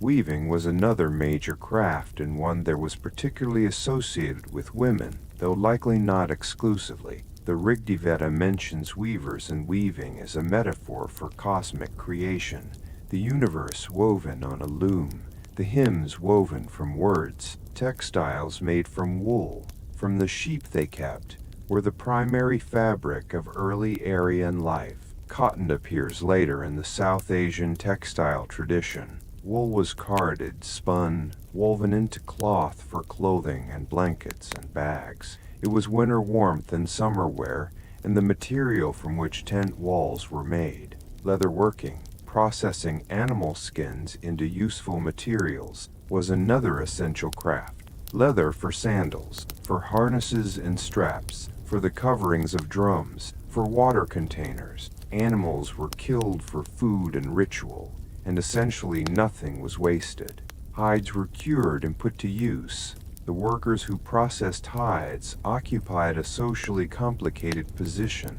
Their work was practical and valuable, but contact with dead animals and blood in certain processing materials was considered ritually impure, and this led to a progressive social marginalization of leatherworkers and similar craftspeople over the course of Vedic history. Trade existed in the early Aryan world, though in the earliest period it was probably more localized and informal than what we might think of as organized commerce. Exchange between communities, of cattle, of grain, of craft products, of raw materials, was conducted through various mechanisms. Gift exchange was one, barter was another. The early Vedic economy was not monetized in the modern sense. There were no coins, no standardized currency, though cattle functioned as a unit of value, and the later Vedic period may have seen the use of standardized gold units for certain high-value transactions.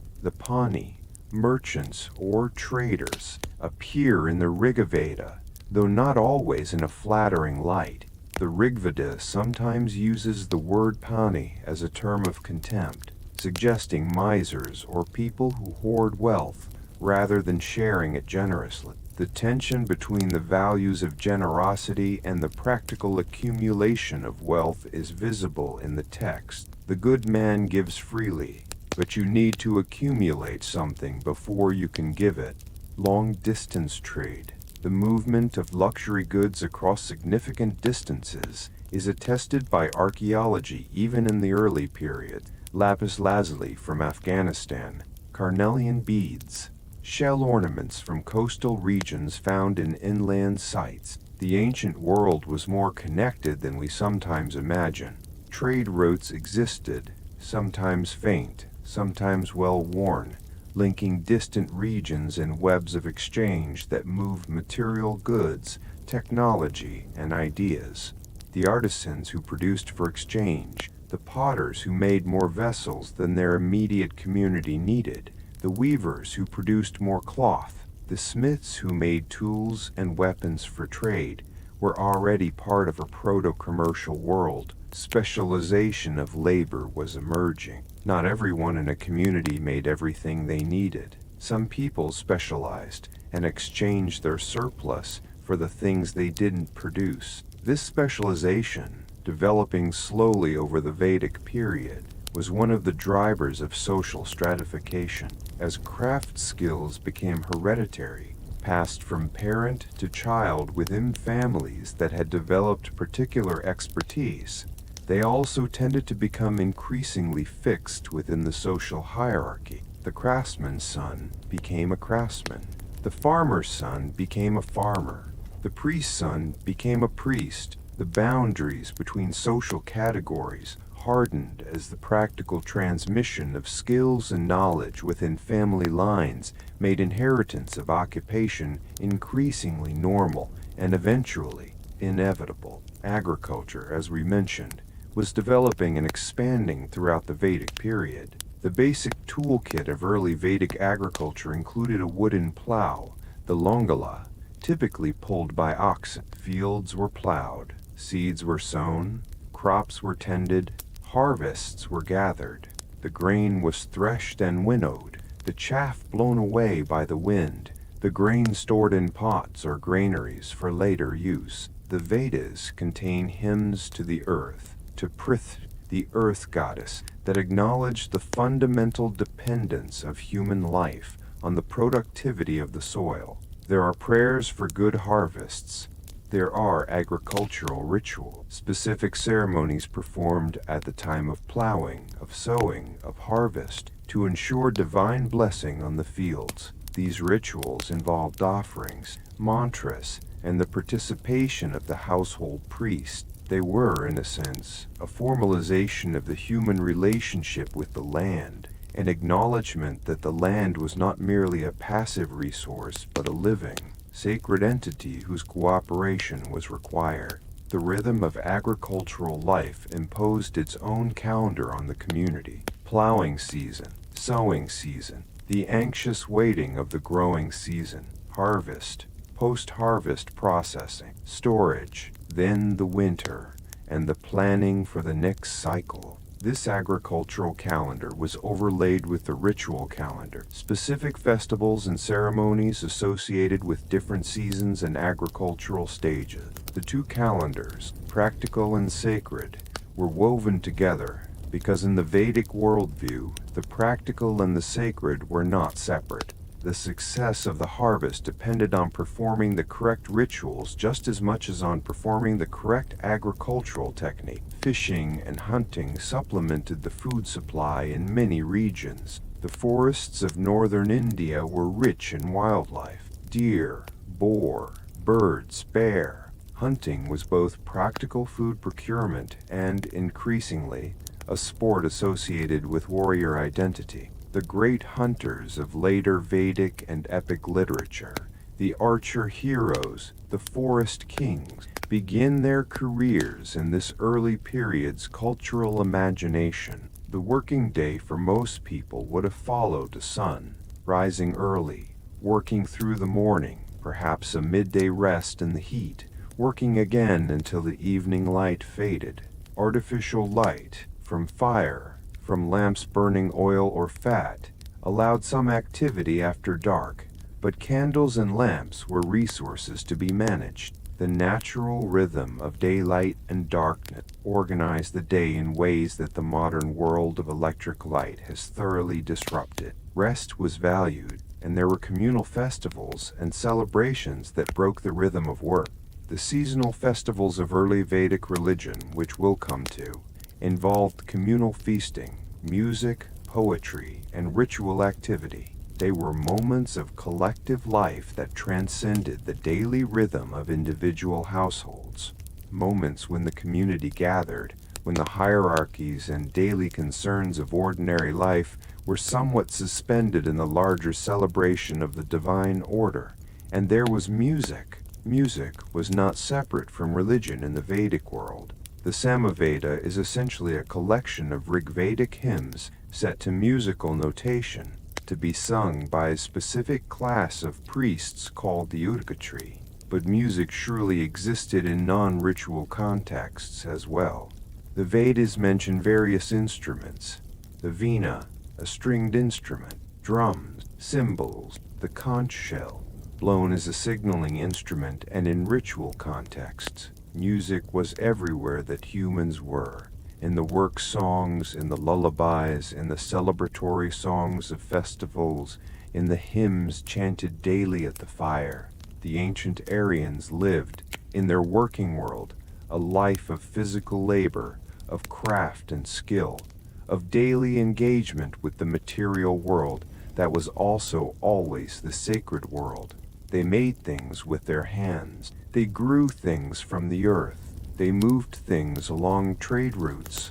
They worked together and separately in the rhythm of days and seasons, sustained by the food they grew and the animals they kept and the fire they never let go out. Let's drift now, softly, toward the world of conflict and governance, toward the wars and the chiefs and the political life of early Aryan society. Here is something that might sound surprising. The ancient Aryans, for all their beautiful hymns and careful ritual and sophisticated philosophy, were also quite enthusiastic about fighting each other, not in an extreme shocking way, "We're keeping things calm tonight," but with a regular, almost business-like frequency that tells you a great deal about the practical realities of life in a world of scarce resources and competing pastoral communities. The Rigveda is full of warfare, not in a glorifying, triumphalist way exactly, though there is certainly celebration of military victory,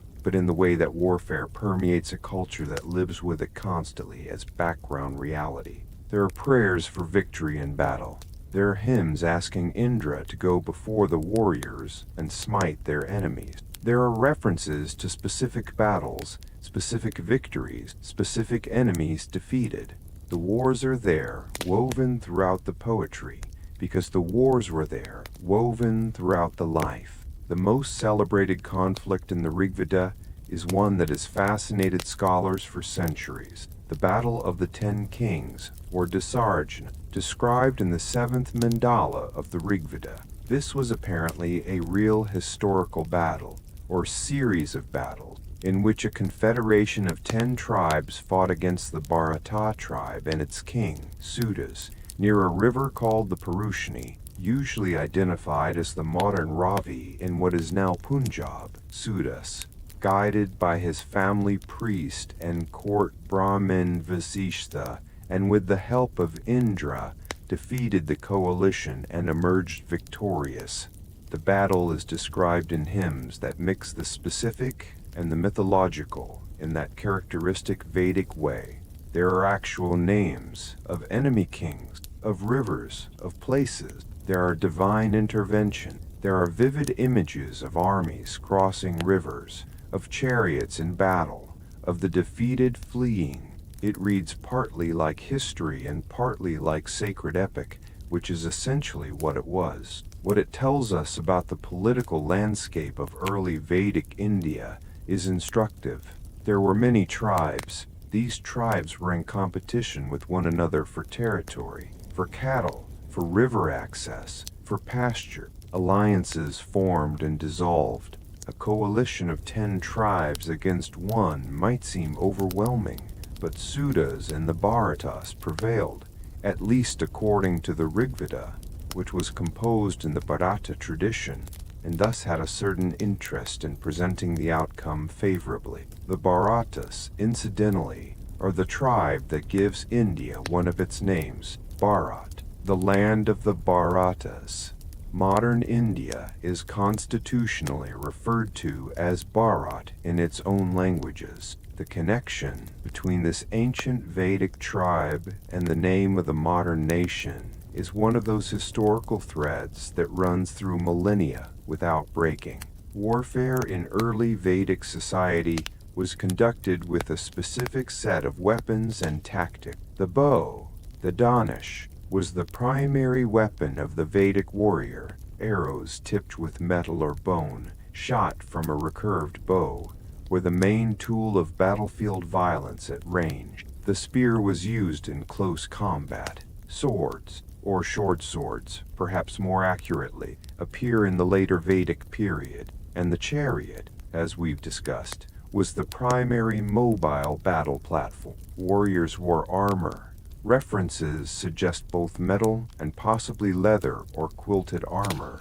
The helmet appears in Vedic literature. Shields were used. A fully equipped Vedic warrior in his chariot, armor on, bow ready, charioteer driving, banners flying, was a formidable sight and was clearly meant to be. The visual display of martial power was as much the point as the actual military capability. The chariot warrior fought in pairs, the Rathi, the chariot fighter, and his Sarathi, the chariot driver. The Sarathi was not a lesser figure, controlling horses in battle, keeping the chariot maneuverable, reading the field of combat and positioning the fighter advantageously.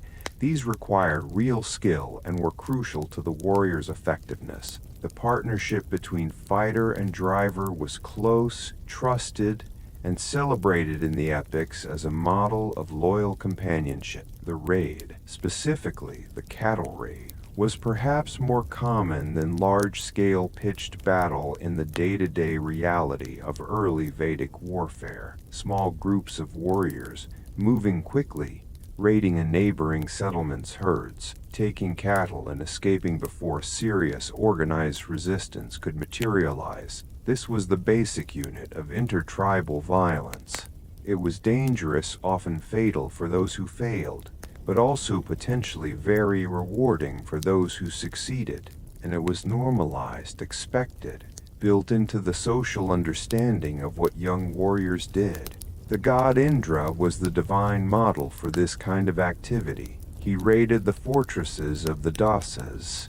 He stole the cattle that the Panis had hoarded. He broke open the mountain where cows were hidden and released them for the Aryan. He was the cosmic cattle raider, the divine demonstrator of the art of the successful raid. Praying to Indra before a cattle raid was as natural as checking the weather before a journey. You wanted him on your side. The aftermath of a successful raid or successful battle involved the distribution of spoils. The Raja took his share. Senior warriors took their share. The priests who had prayed for victory and performed the pre-battle rituals received their share: cattle, cloth, gold, sometimes slaves. The distribution of spoils was a political act as much as a practical one. A Raja who distributed generously bound his warriors to him through gratitude and obligation. A Raja who distributed miserly or unfairly found his followers drifting toward more generous leadership. This patronage dynamic is what makes the Vedic texts so interesting as political documents. The hymns were not composed in a vacuum. They were performed at the courts of Rajas and chieftains, who paid the poets for favorable compositions. A poet who composed a magnificent hymn praising a king's generosity and military prowess was, in effect, producing propaganda, though propaganda of a literary quality that survived for 3 millennia, which is better than most propaganda manages.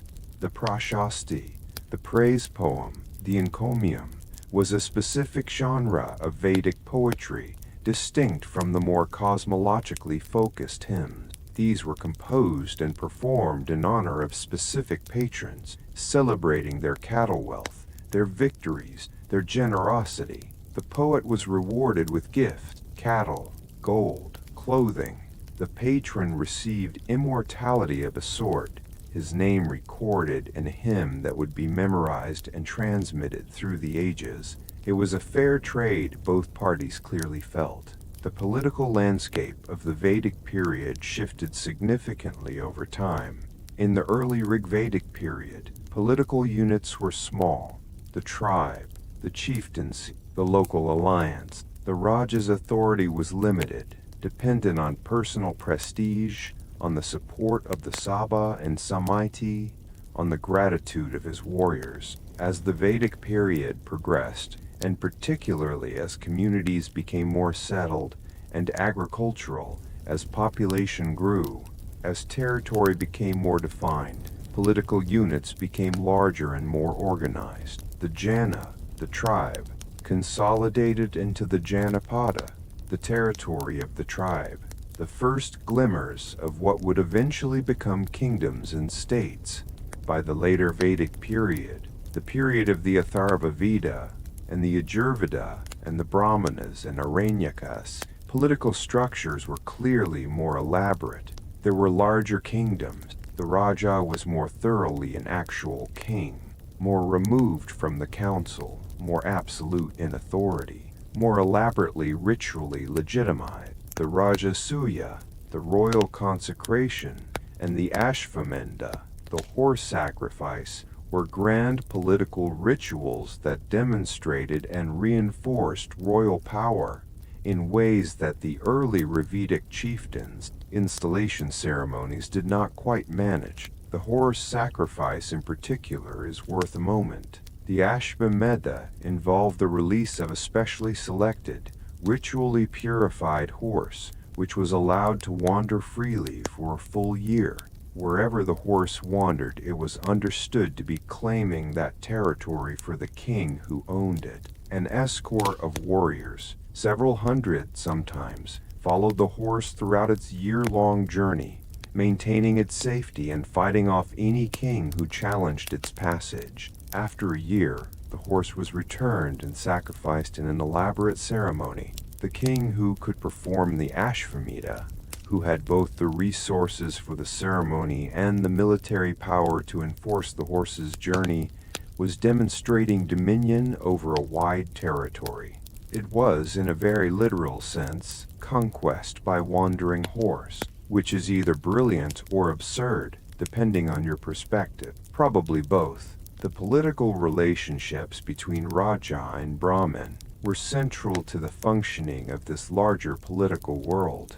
The Brahmin legitimized the Raja, performed the rituals that confirmed his sacred authority, composed the texts that glorified his lineage, maintained the theological framework that made kingship a divinely ordained institution, rather than merely a practical arrangement. The Raja protected the Brahmin, provided land and cattle and security, enforced the social norms that maintained Brahmin privilege, defended the community within which Brahmin culture could flourish. This arrangement, often called the Brahmin-Kshatriya axis by modern scholars, was not without its tensions. There are texts that record arguments, sometimes quite pointed ones, between Brahmin advisors and their royal patrons about the proper boundaries of each group's authority, who ultimately was supreme, sacred authority or temporal power. The answer, in Vedic culture, was artfully ambiguous. Both were necessary. Neither could function fully without the other. The ritual required the king's wealth and the Brahmin's knowledge. The king's authority required the Brahmin's blessing.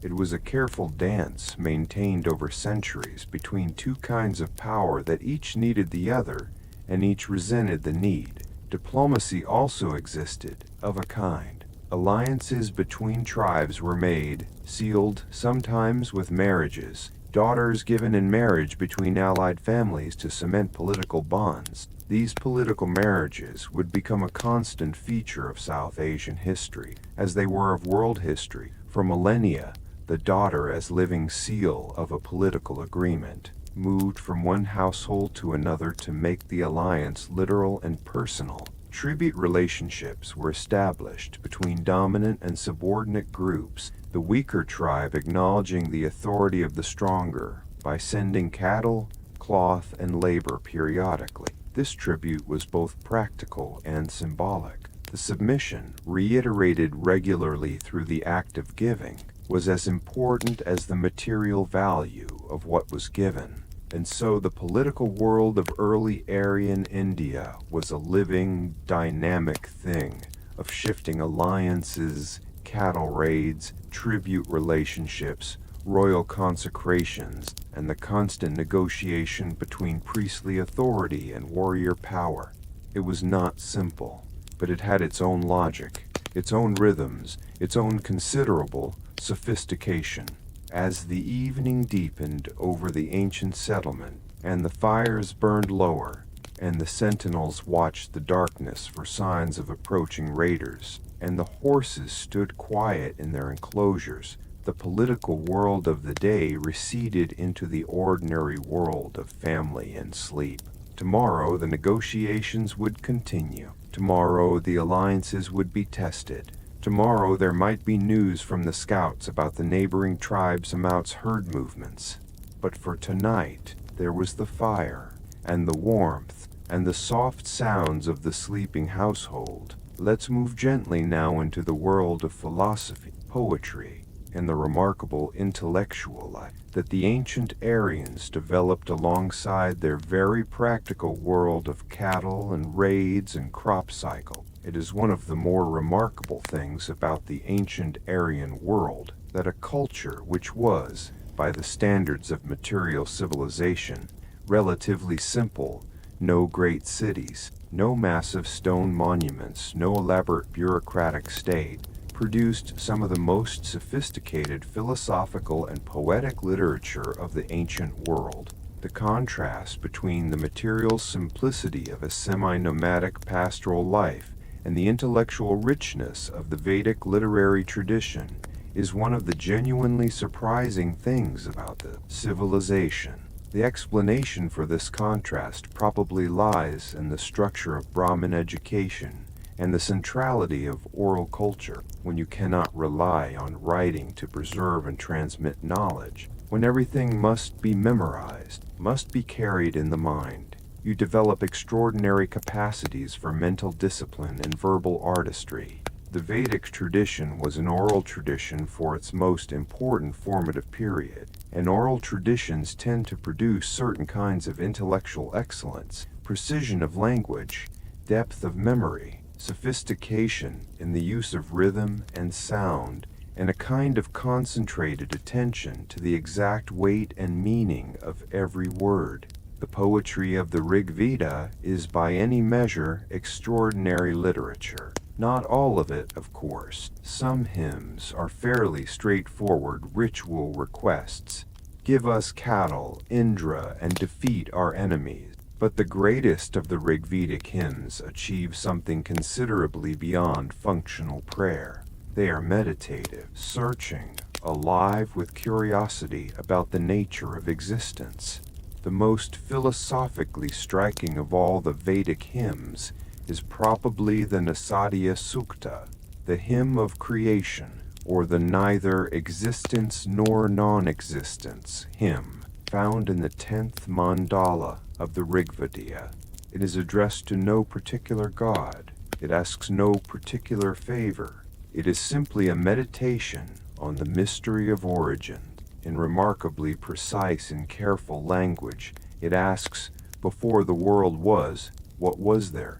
Was there existence or non-existence? Was there something or nothing? Was there darkness, or was there water, or was there something that cannot be described? And then, and this is the remarkable part, it admits that it doesn't know. It ends by wondering whether even the gods know the answer, whether even the one who created the world knows how it happened. The final verse says, in effect, who truly knows? Who can say where creation came from? The gods themselves came after. Perhaps even they don't know. Perhaps even the one who watches from the highest heaven. Perhaps even that one doesn't know. This is a hymn written 3,000 or more years ago, grappling with questions of cosmological uncertainty, acknowledging the limits of knowledge, questioning whether divine beings themselves have access to ultimate truth. It is, in its intellectual honesty and its philosophical sophistication, quite extraordinary. It doesn't feel ancient. It feels like something a very good philosopher might write today. The Rig Veda as a whole contains, alongside its practical ritual poetry, a significant vein of philosophical and cosmological speculation. The later hymns, in particular, and the 10th mandala is generally considered to contain some of the latest material, show a tradition moving toward greater abstraction, greater philosophical complexity, greater concern with ultimate questions, questions about the unity underlying the many gods, about the nature of the self, about the relationship between the individual and the cosmos. These questions would be taken up and developed with extraordinary depth in the Upanishads, later texts that represent perhaps the most significant intellectual achievement of early Indian civilization. The Upanishads emerged from the Brahmin tradition, from teachers and students in the Gurukula, from the philosophical discussions that took place in forest retreats and at the courts of philosophically inclined kings. They grapple with the nature of Brahman, the ultimate reality, the ground of being, and Atman, the inner self, and their relationship to one another. The great declaration of the Chandogya Upanishad, Tat Tafam Esi, that thou art, the assertion that the ultimate reality of the cosmos and the ultimate reality of the individual self are identical, is one of the most consequential philosophical statements in human history. But the Upanishads are, strictly speaking, somewhat later than our core focus tonight. They are the flowering of a tradition whose seeds were planted in the Rig-Vedic period. The earliest Upanishads date perhaps to 800–500 BCE. What we see in the Rigveda is the beginning of the journey, the first asking of the questions that the Upanishads would eventually answer, or try to answer, or decide are unanswerable in certain ways. The philosophical tradition of the Vedas was transmitted through a specific kind of intellectual relationship, the teacher and student in dialogue. The Upanishads themselves are largely structured as dialogues, a teacher and student, or sometimes a wise woman and her husband, or a king and a Brahmin, or a student and his teacher's wife, working through philosophical questions together.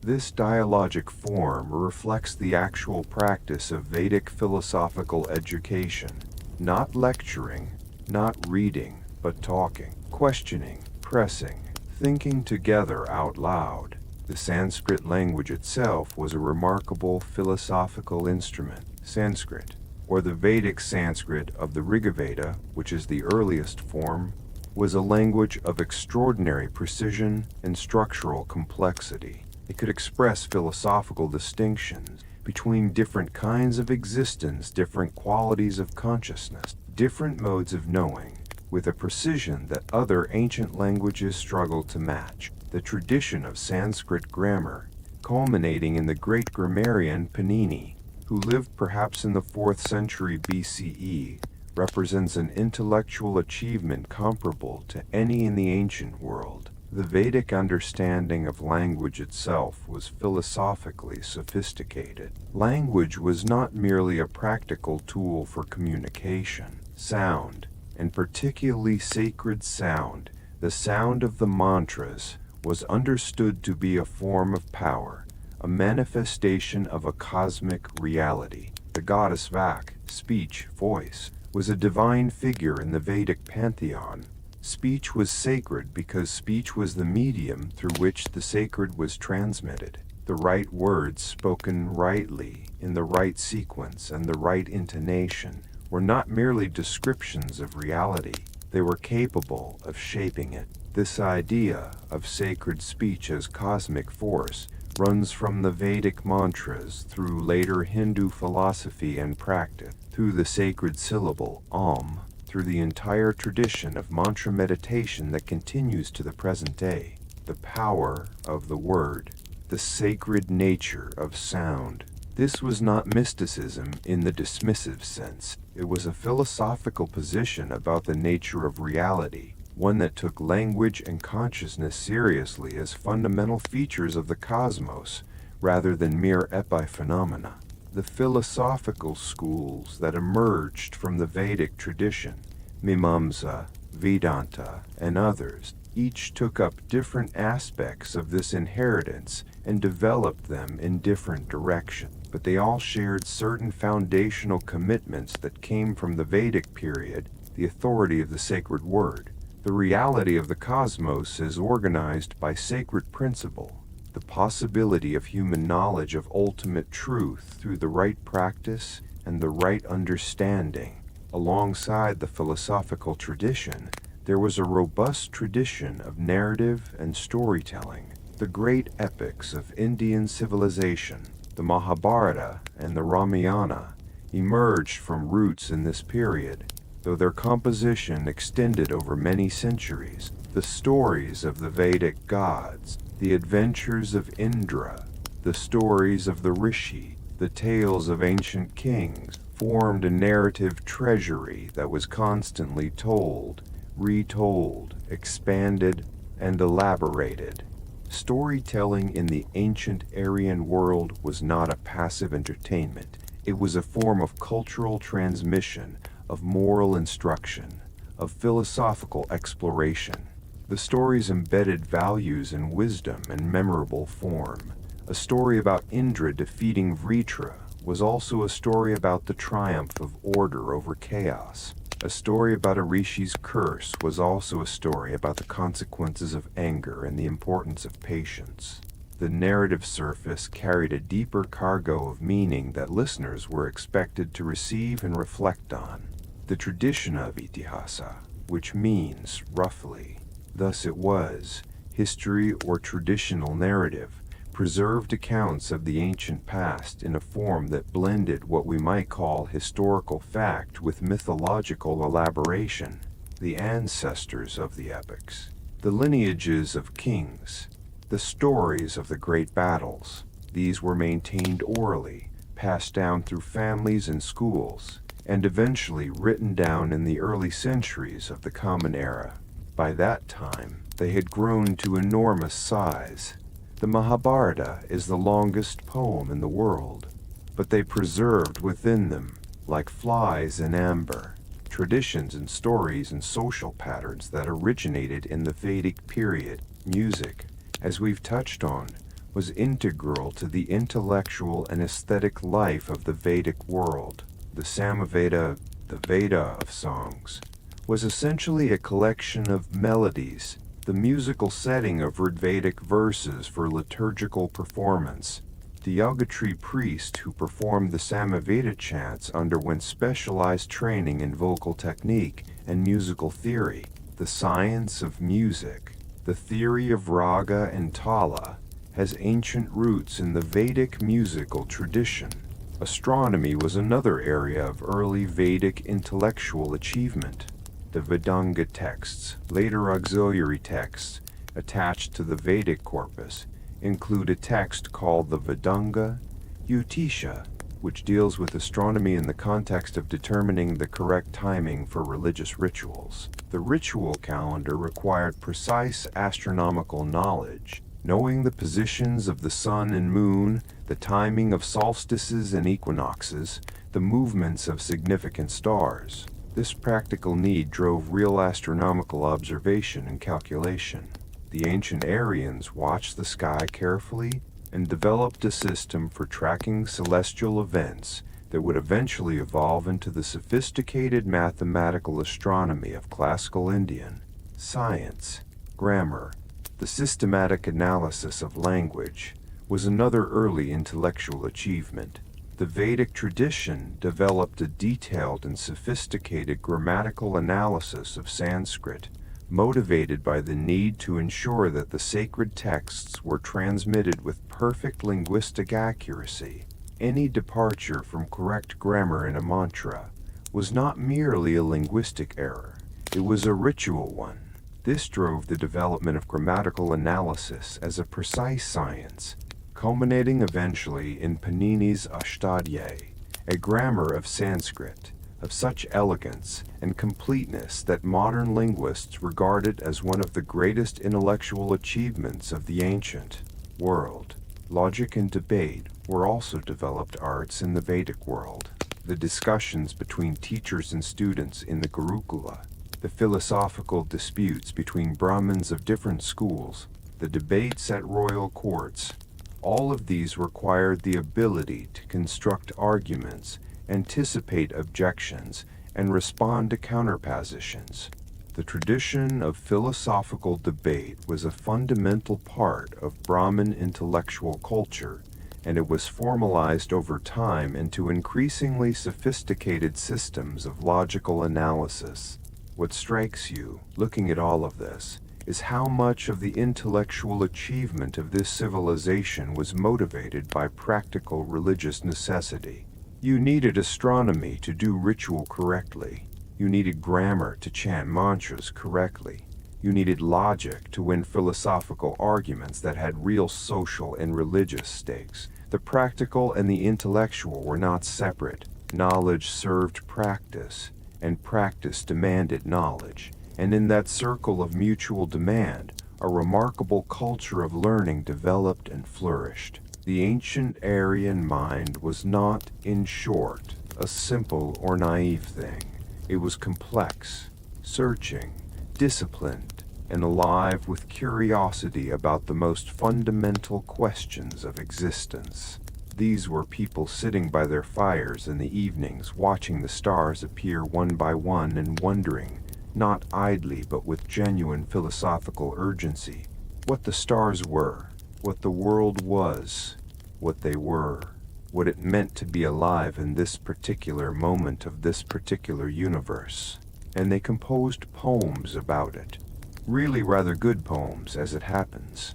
Poems that we can still read today, still hear in the Sanskrit original, still find ourselves moved by, not just as historical artifacts, but as genuinely alive expressions of the human condition, which is, when you think about it, quite something. Let's drift now, as the night deepens and the fire burns lower, toward the experience of death and afterlife in the Vedic world, because no account of a civilization is complete without examining how its people thought about the end of life, and what, if anything, they believed waited for them beyond it. Death was as present in the ancient Aryan world as it is in any world, though perhaps more immediately so. Infant mortality was high. Disease could spread quickly through a community with limited medical understanding. War and raiding were constant possibilities. The natural world, floods, drought, wild animals, accidents presented hazards that modern life has largely managed away. Death was not something that happened at the end of a long hospital stay, managed by professionals, tidied away from daily life. It was something that happened in the household, in the settlement, on the battlefield, in the field. It was witnessed. It was immediate. It was woven into the fabric of ordinary experience.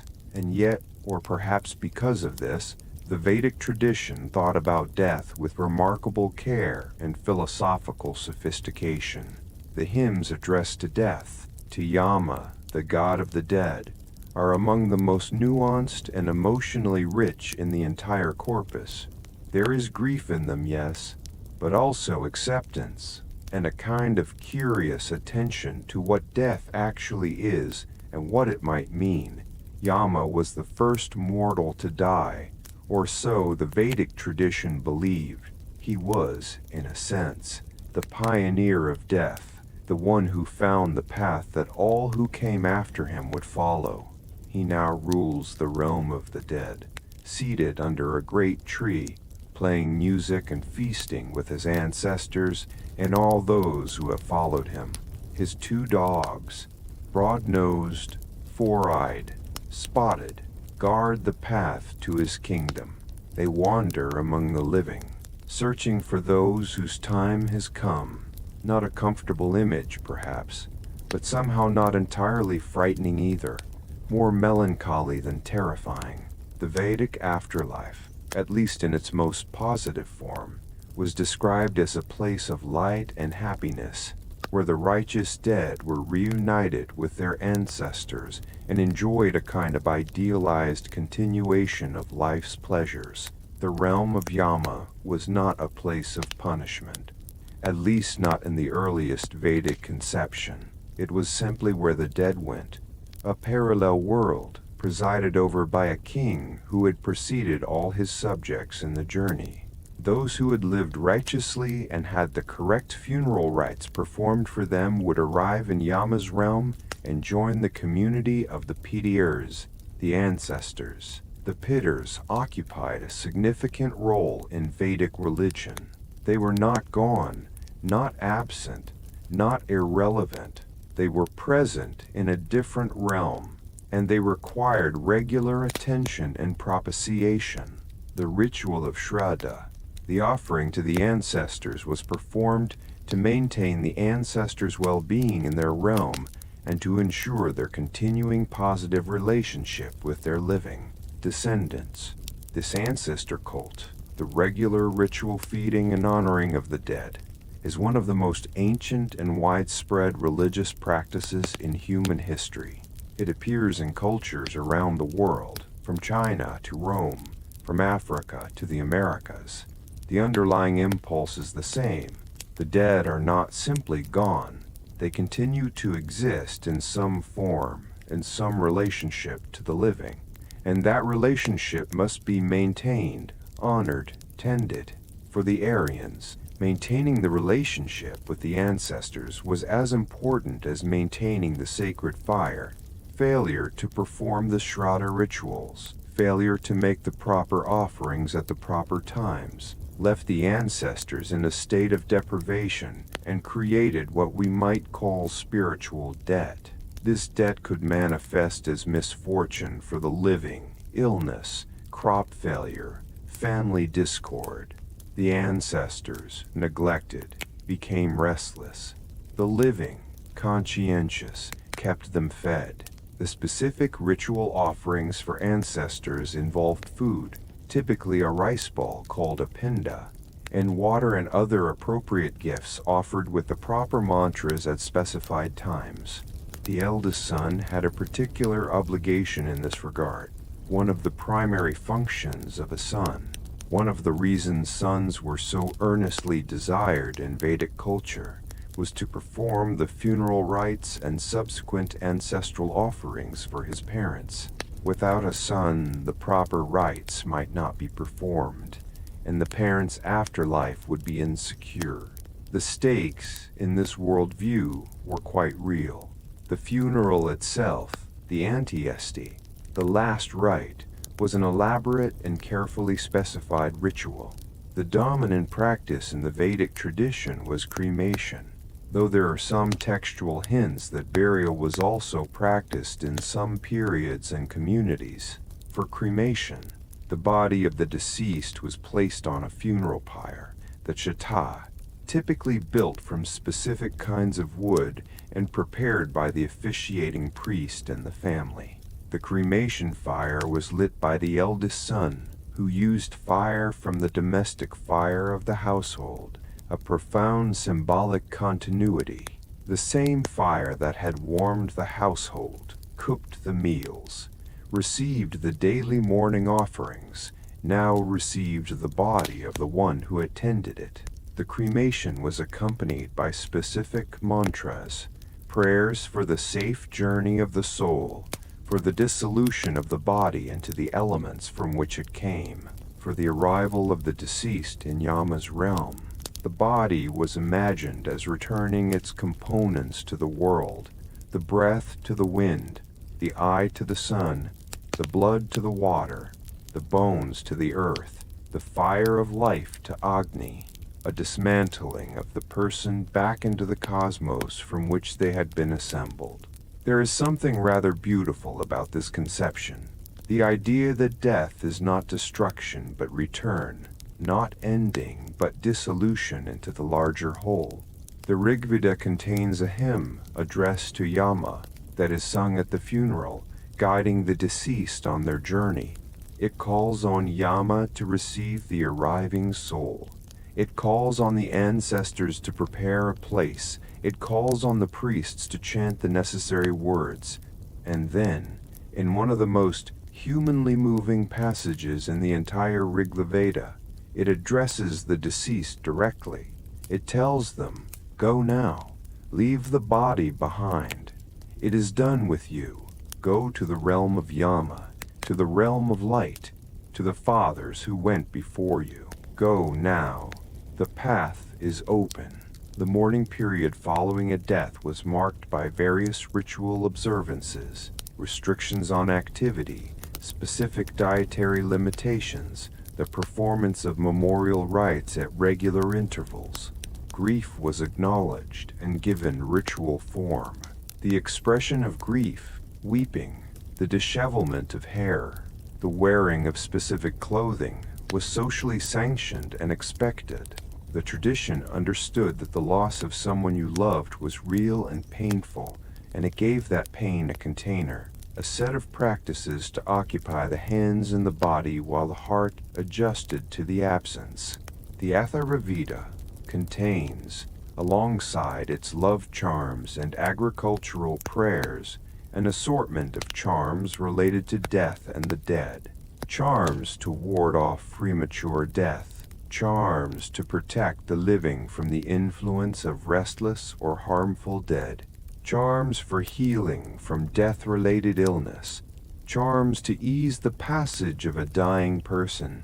These magical religious texts reflect the everyday anxiety around death in a world where it was unpredictable and constant. People tried everything available to them: prayer, ritual, charm, herbal medicine, specialist knowledge to manage the reality of mortality. The concept of karma, the idea that actions in one life have consequences for subsequent lives, is not fully developed in the Rig-Vedic period. The earliest Vedic texts do not present a full-blown doctrine of reincarnation. The afterlife of the Rigveda is largely a one-way journey. You die, you are cremated, you go to Yama's realm, and there you remain. The development of the doctrine of karma and rebirth, samsara, was a later development, present in the Upanishads and fully elaborated in later Vedic and post-Vedic texts. But there are hints, there are passages in the Rigveda and the Atharva Veda that suggest awareness of the possibility of multiple lives, of some kind of continuity beyond death, that was not simply residence in Yama's realm. The conceptual ingredients were present. The full doctrine would be assembled and expressed in the later Vedic period. The treatment of those who died badly, in warfare, in accidents, from suicide, from certain diseases, was more complicated. Such deaths might leave the dead in an intermediate, dangerous state, not properly received by Yama, not yet settled in the afterlife realm, potentially troublesome to the living. Specific rituals existed to address these situations, to ease the troubled dead into their proper rest, to protect the living from any negative consequences. The specialist in such matters, the person who knew the right charms and rituals for difficult deaths, occupied a specific and somewhat fearful role in the community. In the broader philosophical development of the Vedic tradition, death became one of the central problems to be understood and transcended. The great Upanishadic teaching of the sage Yajnavalkya, taught to his wife Maitri in a famous dialogue, grapples with what survives death and what does not. What is truly real? What is merely the appearance of reality? The fear of death in this philosophical tradition was ultimately a product of ignorance, of mistaking the limited temporary material self for the only self there was. Understanding that the Atman, the true inner self, was identical to Brahman, the ultimate reality, was, in this tradition, the path to liberation from the fear of death.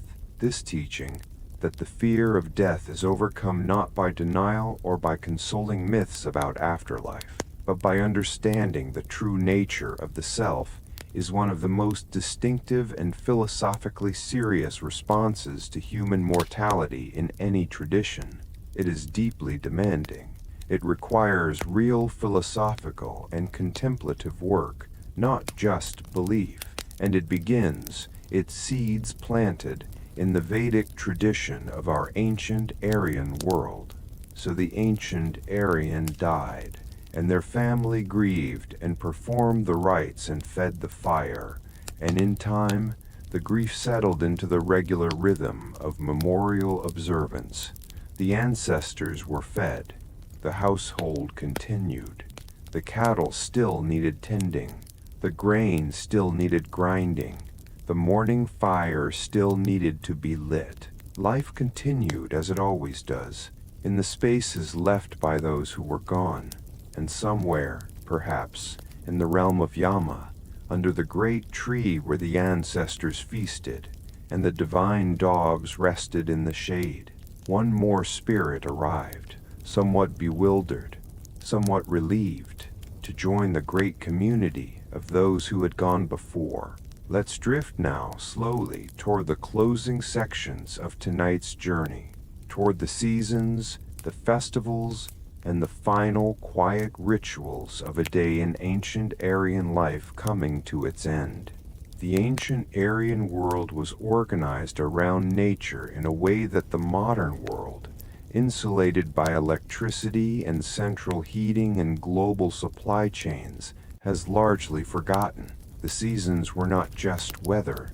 They were the organizing principle of the entire year, of religious observance, of agricultural activity, of social life, of the emotional texture of daily experience. When the rains came, they were a miracle to be celebrated. When the cold set in, it was a challenge to be endured. When the spring returned, and the earth warmed, and the new growth appeared, it was a renewal that felt genuinely profound. The Vedic calendar was a lunar calendar, organized around the cycles of the moon, with the moon's phases marking the rhythm of months and the seasons marking the rhythm of the year. There were 6 seasons in the Vedic reckoning: Vasanta, spring; Grishma, summer; Varsha, the rains; the monsoon season; Sharad, autumn; Hemanta, early winter; and Shishira, late winter or the cold season. Each season had its character, its associated rituals, its particular demands and pleasures. The monsoon, Varsha, was the season of maximum religious and practical significance in the agricultural regions where the later Vedic civilization developed. The monsoon rains determined everything. A good monsoon meant full rivers, good crops, healthy cattle, prosperity, and ease. A failed monsoon meant drought, crop failure, the death of animals, famine, and desperate prayer. The anxiety about the monsoon, the intense watching of the sky, the relief and joy when the first rains came, infused Vedic religion with a passionate attentiveness to weather and natural cycle. The god Parjana, the rain cloud, the thunderhead, was worshipped with particular urgency during the period before the monsoon. The Rigveda contains hymns to Parjanya of remarkable vividness, describing the approach of the rain clouds, the darkening sky, the lightning and thunder, the smell of the earth before rain, the sound of the first heavy drops. These are not abstract theological compositions. They are close, careful observations of something the poet really wanted to happen and was watching for with real eagerness. When the rains did come, when the monsoon arrived, the rivers filled, the parched earth drank, the dust settled, the new green appeared. The response was one of profound relief and gratitude. The Varsha season was a time of abundance and renewal, of new life, of the world resuming its fertility after the dry months. It was celebrated accordingly. The spring, Vasanta, was the season of flowers and warmth returning, of cattle going to new pastures, of the productive cycle beginning again. The Vasanta rituals involved offerings of the spring's first fruits, the new grain, the new growth to the gods. The spring sacrifice, the Vasanta festival, was one of the significant ritual occasions of the year. The harvest, whenever it occurred depending on the crops in the region, was another occasion for communal celebration and ritual acknowledgement. The success of the harvest was not taken for granted. It was recognized as the result of the gods' favor, of the ritual attention paid throughout the year, of the cooperation of the sacred order, giving thanks, in the form of offerings, in the form of feasting, in the form of communal ritual, was the appropriate response to the success of the harvest. The new moon Amavasya and the full moon Purnima were both occasions for regular ritual observances. The new moon was associated with the ancestor offering, the Shraddha, and with a specific ritual called the Darsa Purnamasa, performed at new and full moon intervals throughout the year. These were the heartbeat of the ritual calendar, the regular monthly occasions when the sacred was formally attended to. There were also larger, less frequent ritual occasions, the seasonal sacrifices, the major yajna ceremonies. These were the grand ritual events of the year, elaborate, expensive, requiring significant preparation and the involvement of multiple specialized priests. The Agnishtoma, a soma sacrifice lasting several days.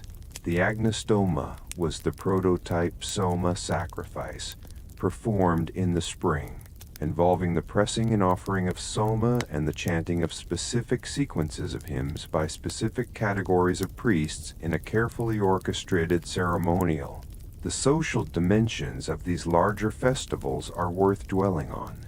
They were not purely religious events in a narrow sense. They were community events. They brought people together from across a tribe or a confederation of tribes for a period of shared activity, shared ritual, shared feasting. They were occasions for trade and exchange, for settling disputes, for arranging marriages, for political discussion and alliance building, for the performance of songs and stories. Think of them as something like an ancient combination of religious festival, market fair, political congress, and social gathering. All of these functions happened simultaneously, intertwined, in the space of the major seasonal celebrations.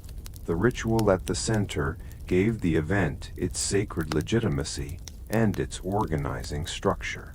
Around the ritual, all of the other human business of the community got done. Music and dance were part of the celebrations. The Rig Veda mentions dancing, nritya, in several contexts, usually associated with festivity and divine celebration. The apsaras, celestial maidens, are described as dancing. Divine celebrations in the heavenly realm are described with music and dance. Human celebrations presumably reflected this divine model, at least aspirationally. The specific forms of music and dance performed at Vedic festivals are lost to us. We cannot hear the melodies or see the movements, but that there was music and movement and celebration, we can be quite confident. Games and athletic contests were part of festive occasions as well. The Rig Veda and Atharva Veda contain references to chariot racing, the sport of kings, the competitive display of the most prestigious technology available. Archery contests are mentioned. Wrestling, gambling, specifically with dice, appears frequently in Vedic literature, and it is clearly a widespread practice, both celebrated and worried about. The dice game, Aksha, appears in one of the most arresting of Vedic poems, the Aksha Sukta, or Gambler's Lament, in which a compulsive gambler describes his ruinous addiction with remarkable self-aware anguish. He has lost his wife. His family is furious with him. He cannot sleep. He cannot slip away from the dice. The dice call to him, and he goes and he loses again. The poem is frank about the suffering involved, and also about the gambler's awareness that he is destroying himself and his inability to stop. It is, in a quite extraordinary way, a recognizable portrait of addiction, written 3,000 years ago. That such a poem exists in the sacred literature of ancient India tells you something important. This was not a culture that pretended human beings were always noble or always in control of themselves. The Vedic literature has a realism about human weakness, about gambling and drinking and anger and lust and all the ways humans fail themselves and each other, that coexists with its religious idealism about the sacred order. People were people. They gambled too much. They drank too much soma. They lusted after inappropriate people. They were petty and jealous and sometimes cowardly. And the literature recorded this, honestly, alongside the hymns to the great gods. Hunting as a sport and leisure activity was associated particularly with the warrior class. The forest, Aranya, was both a practical hunting ground and a symbolically charged space. It was the wilderness beyond the cultivated, tamed, socially organized space of the settlement. It was dangerous and wild, and also, increasingly in the Vedic and post-Vedic tradition, a place of spiritual retreat and contemplation. The Aranyakas, the forest texts, were philosophical texts composed and studied in the forest by those who had withdrawn from ordinary social life to pursue deeper understanding. The forest was where you went when the world of the settlement was no longer sufficient. But for most people, the forest was primarily a practical place, a source of timber and fuel and wild food and a hunting ground. Hunting parties went out from the settlements into the surrounding forest to pursue game. The successful hunter returned with meat, a supplement to the ordinary diet, a display of skill and courage, perhaps a story to tell by the evening fire. The evening fire. We keep coming back to it because it keeps being important. The fire was where the day ended, as it was where the day began. The evening meal, the evening rituals, and then, as the darkness deepened and the stars appeared, the stars that the priests watched and named and tracked as part of their astronomical duties, the family would settle into sleep. Children first, probably because children are children in every century. The adults tending the fire a little longer. The eldest perhaps murmuring a last prayer, offering the final portion of ghee. The cattle quiet in their enclosure. The dogs alert at the perimeter. The wind moving through whatever trees or grass were nearby. The sound of someone's breathing deepening into sleep, and the fire burning on low and steady through the night. We should talk about medicine because medicine in the ancient Aryan world was a fascinating mixture of things we would recognize and things we would not. It was practical herbal knowledge, accumulated over generations of observation and experiment. It was ritual and prayer and the invocation of divine healing. It was magical charm and apotropaic rite. It was the midwife's knowledge and the priest's mantra and the herbalist's recipe, all operating together without any sharp distinction between them. Because in the Vedic worldview, the natural and the supernatural were not separate categories. The Atharva Veda is our richest source for Vedic medicine, where the Rigveda is primarily liturgical and cosmological. The Atharvaveda is thoroughly practical, full of charms, remedies, and ritual prescriptions for the full range of human afflictions: fever, jaundice, dropsy, skin diseases, broken bones, difficult childbirth, mental illness, the evil eye, love sickness, possession by harmful spirits. All of these conditions appear in the Atharvaveda, and for each, there is a prescribed treatment, typically combining herbal remedy with specific mantra and ritual action. This combination is not as primitive as it might initially seem. What the Vedic medical tradition understood, instinctively, empirically, even if it expressed this understanding in a very different conceptual language for modern medicine, is that human health is not purely mechanical. It is affected by psychological state, by social support, by the meaning-making frameworks within which illness is experienced. A treatment that combines an effective herb with a ritual that gives the sick person confidence, that engages the community in supportive action, that addresses the patient's fear and provides a meaningful narrative for their suffering. Such a treatment was not necessarily less effective for including all of these elements. The herbs used in Vedic medicine were real plants with real pharmacological properties. The Atharvaveda mentions dozens of plants used for various conditions. Some of these are identifiable, plants from the traditional Ayurvedic pharmacopoeia that would be codified in later centuries. Kushta, probably Susurya lapa, a plant used for various conditions. Pipali, long pepper, various plants used to ease fever, promote healing, address skin conditions. The accumulated herbal knowledge of generations of observation was real and, in many cases, genuinely effective. The physicians of the Vedic period, the Bishaj or Vadya, were practitioners who combined this herbal knowledge with ritual knowledge. They were not Brahmins in the formal sense necessarily, though Brahmin priests certainly performed healing rituals. The Bhayush was a specialist in health, in the maintenance of the body's well-being and the restoration of health when it was disrupted. The Vedic understanding of disease involved several conceptual frameworks.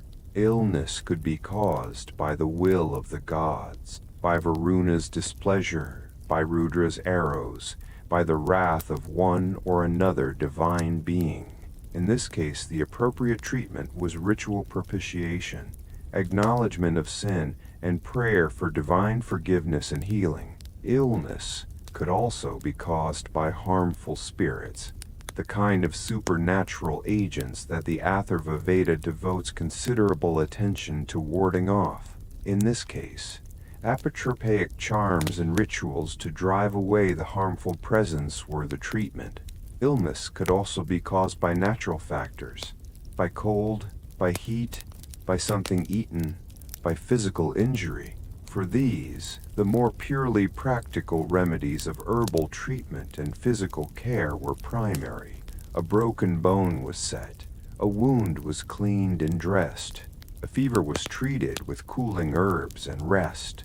The tradition shows an awareness of physical causation that coexists comfortably with the belief in divine or supernatural causation. These were not contradictory explanations but complementary ones. Different levels of a multi-layered understanding of why things happened. Childbirth was a major medical concern and occasion for ritual attention. The Atharva Veda contains specific charms and rituals for safe delivery, for the health of mother and child, for protection against the dangerous spirits believed to threaten newborns. Childbirth in the ancient world was genuinely dangerous. For both mother and child, the risk of death was significant. The ritual attention lavished on the process reflects real anxiety, real grief at the losses that were common, and real hope that the right words and actions might help. The period of the mother's ritual impurity following childbirth, during which she required rest and special care and was considered ritually unfit for normal religious activity, was also a period of physical recovery. These ritual restrictions, which modern readers sometimes regard as mere superstition or as a means of social control, had a practical dimension. They enforced a period of rest and reduced social exposure for someone whose immune system was compromised and who needed time to recover from the physical trauma of birth. Mental illness was recognized in the Vedic tradition, though understood very differently from how we understand it today. Conditions we might recognize as depression, mania, psychosis, or epilepsy were interpreted as possession by spirits, as divine punishment, or as the result of astrological influences, or ritual transgression. The treatments involved ritual exorcism, the recitation of specific mantras designed to drive away the possessing entity, and herbal preparations believed to have effects on mental states, which, given what we know about the actual pharmacology of some of the plants involved, may have been more effective than the theory behind them would suggest. Epilepsy, apismara, was a specifically noted condition in later Vedic and early classical texts. The dramatic and frightening appearance of seizures made epilepsy a condition of particular anxiety. It was frequently attributed to possession by a specific class of spirit, and the rituals for its treatment were accordingly focused on exorcism. Whether any of these treatments helped is impossible to say. Whether the community support they represented, the gathering of priest and family around the afflicted person, the ritual attention, the expression of care, had some palliative effect is more likely. The connection between ritual purity and health was a fundamental one in the Vedic worldview. Ritual purity, achieved through bathing, through specific ritual actions, through avoidance of certain substances and situations, was not just spiritually desirable, it was considered health protective. The regulations around ritual impurity associated with blood, with death, with certain foods and certain categories of persons, while they had social functions that were sometimes oppressive, also reflected a genuine, if theoretically different, understanding of contamination and disease risk. Personal hygiene in the Vedic world involved bathing. The Vedas mention bathing in rivers as both physically cleansing and ritually purifying. The great sacred rivers, the Sarasvati, the Sindhu, Indus, later the Ganga, were both practical water sources and sacred healing waters. Bathing in sacred rivers was believed to wash away both physical impurity and ritual sin. The association of water with purification, physical and spiritual, runs through the entire Vedic and subsequent Hindu tradition. The use of fragrant substances, oils, unguents, aromatics, is mentioned in Vedic literature. These were applied to the body for both aesthetic and medicinal purposes. Hair and beard grooming are also mentioned. The attention to personal appearance that we see in later Indian court culture clearly has roots in the Vedic period. Sleep and rest were understood as essential for health. The Vedas contain prayers for good sleep, for rest undisturbed by bad dreams or harmful spirits. The nighttime, and particularly sleep, was understood as a vulnerable time, a time when the soul was somewhat loosened from the body, when the protective waking consciousness was lowered, when harmful influences might approach. Protective charms for sleep, mantras recited before sleeping, ritual actions to safeguard the household through the night were part of the Atharvaveda repertoire. Dreams were significant in the Vedic world. They were not merely the random noise of the sleeping brain. They were communications from the gods, from the ancestors, from the forces of nature and fate. A significant dream might need to be interpreted by a specialist. Specific dream symbols were understood to be auspicious or inauspicious. A dream of a white animal might be good. A dream of a dark and threatening figure might require preventive ritual action. The Atharvaveda contains specific rituals for dealing with inauspicious dreams, for ritually neutralizing any negative consequences before they could manifest. The relationship between the physical body, the mind, and the spiritual state was not one that the Vedic tradition sharply divided. The body was not merely a material thing separate from consciousness. It was the vehicle of consciousness, permeated by the vital forces, prana, that maintained its life. When prana was strong and flowing, health was good. When prana was disturbed or depleted, illness followed. The practices designed to maintain and restore health addressed all of these levels simultaneously. This integrated understanding of health, bodily, mental, and spiritual, is one of the features of the Vedic tradition that eventually developed into the formal system of Ayurvedic medicine, one of the world's oldest organized medical traditions. Ayurveda, the knowledge of life, combined the herbal pharmacology, the dietary wisdom, the understanding of bodily constitution, and the philosophical framework of the Vedic tradition into a comprehensive medical system that was being codified by the early centuries of the Common Era and remains a living tradition today. But tonight, in our ancient Aryan world, medicine is simpler and less codified. It is the bishaj mixing herbs by firelight. It is the mother murmuring a charm over a feverish child. It is the priest performing a ritual to drive away the spirit-causing illness. It is the community gathering around the sick person in a gesture of solidarity and care that is, in its way, as therapeutic as anything else on offer. It is human beings doing what human beings have always done when someone they love is suffering, trying everything. Trying the herb and the prayer and the charm and the ritual and the careful attention and the warm broth and the gentle hand on the forehead, trying and hoping, and sometimes succeeding, and sometimes not. The morning will come again as it always does, and if the sick person survived the night, that was already something. That was already grace. Let's drift now into our final section, a gentle reflection on what it all adds up to, what daily life in ancient Aryan society was, taken as a whole, what these people were trying to do in the time they had in the world they inhabited. We're nearing the end of our journey through ancient Aryan society. The night is deep now. The fire is low. If you're still awake, congratulations genuinely. You have demonstrated a stamina that the sleepless historian respects enormously. And if you have drifted in and out through the various sections on cattle and soma and funeral rites and chariot warfare and herbal medicine, that's perfectly fine. That's the point. History, at its best, should accompany sleep rather than prevent it. But let's gather ourselves, gently, for a few final reflections.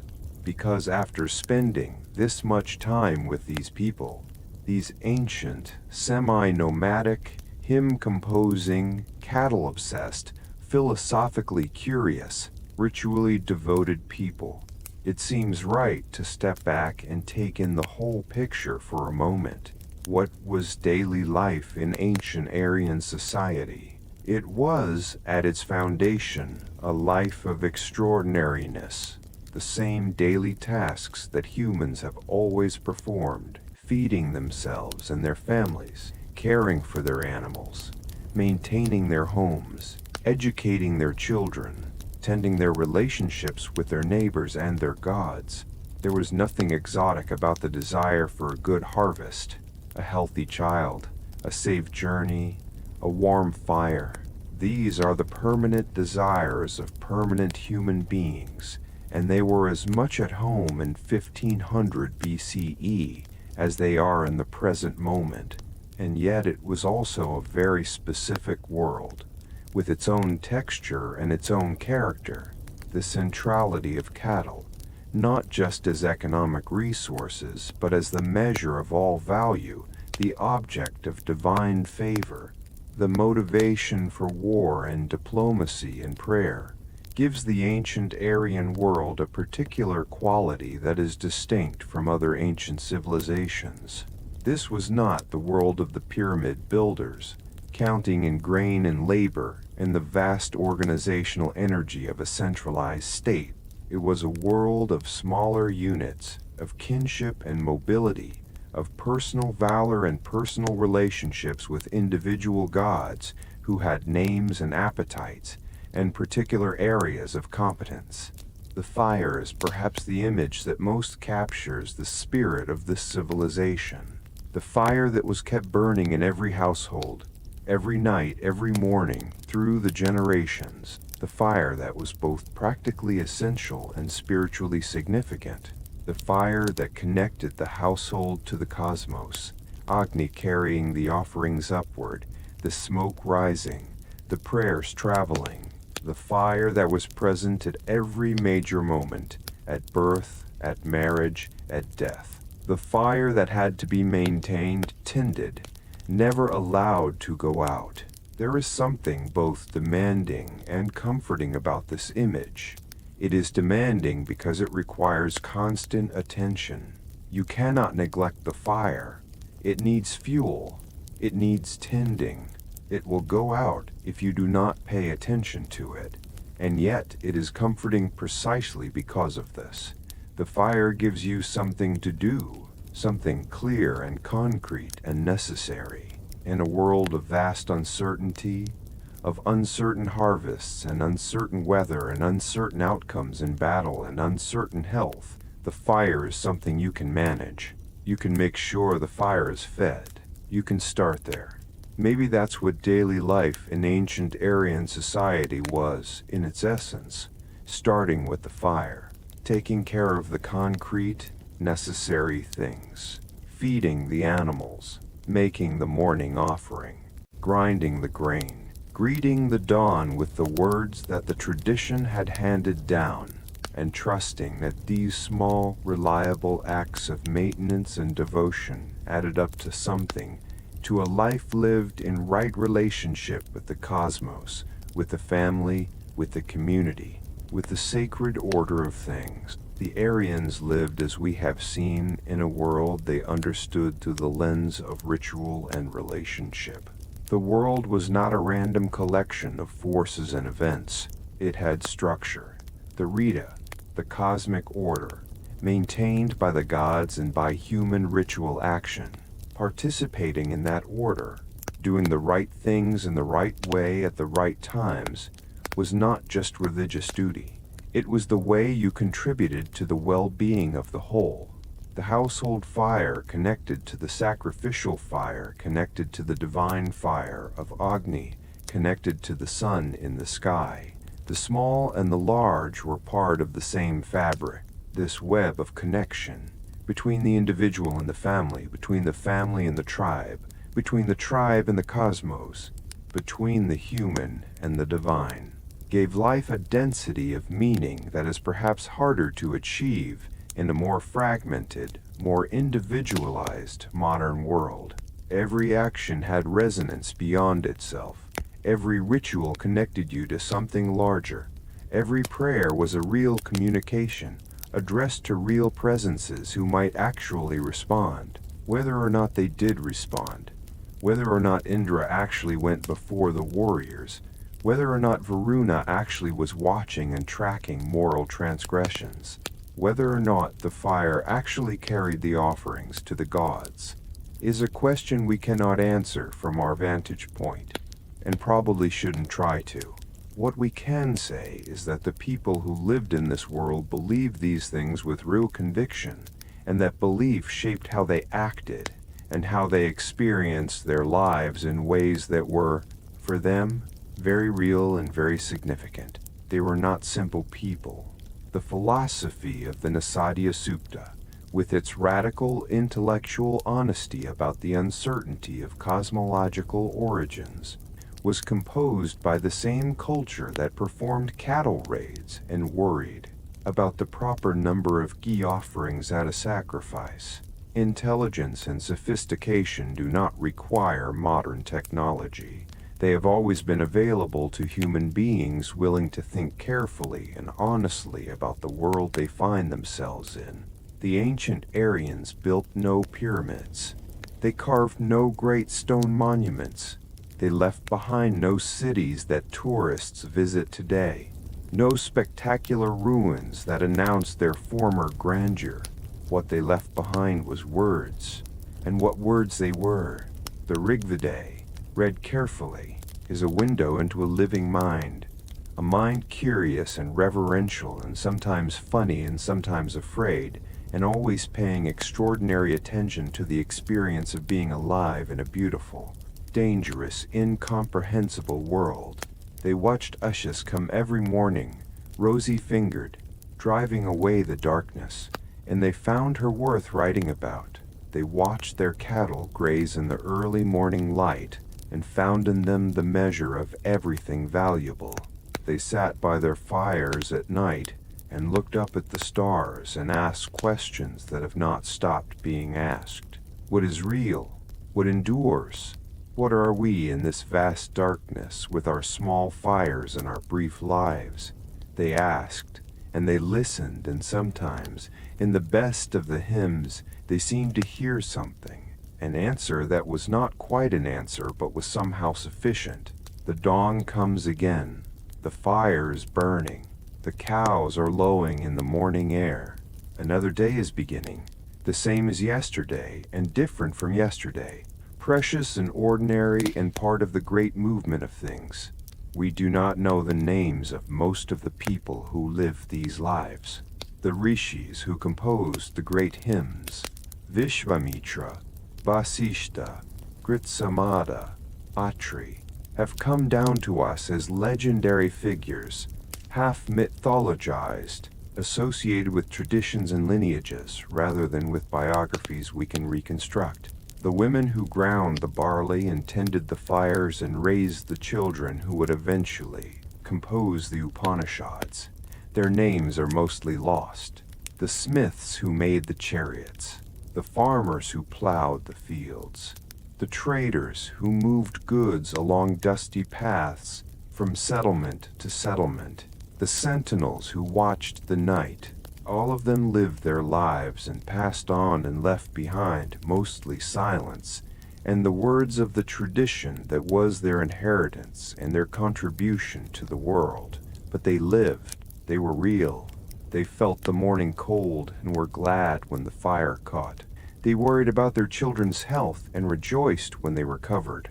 They loved their cattle and grieved when they were stolen. They prayed to their gods with genuine hope, and sometimes with desperate need. They composed, or heard, or transmitted the hymns that would survive them by 3,000 years and more. They built families and communities that became the foundation of one of the world's great civilizations. They made a world out of the materials they had, the grass and the wood, and the clay and the fire and the words, and they lived in it as fully as they could. And that is, when you think about it, as much as anyone can do, in any time, in any place. The fire burns low, the night is deep, the cattle are quiet, the stars are out. Someone banks the ashes gently, preserving the coals for morning. Someone murmurs a last prayer. Someone turns and goes to sleep. And tomorrow, Ushas will come again, rosy-fingered, beautiful, driving away the darkness. And the fire will be kindled, and the grain will be ground, and the cattle will be milked, and the day will begin again in the world that the ancient Aryans made and inhabited and cared for a time, as well as they knew how. Good night, everyone. Sleep well. The fire is tended. The morning will come, and we will all be, in our way, part of the long, long story of people sitting by fires and watching the stars and wondering what it all means. That story is still being told. You're part of it too. Sleep well.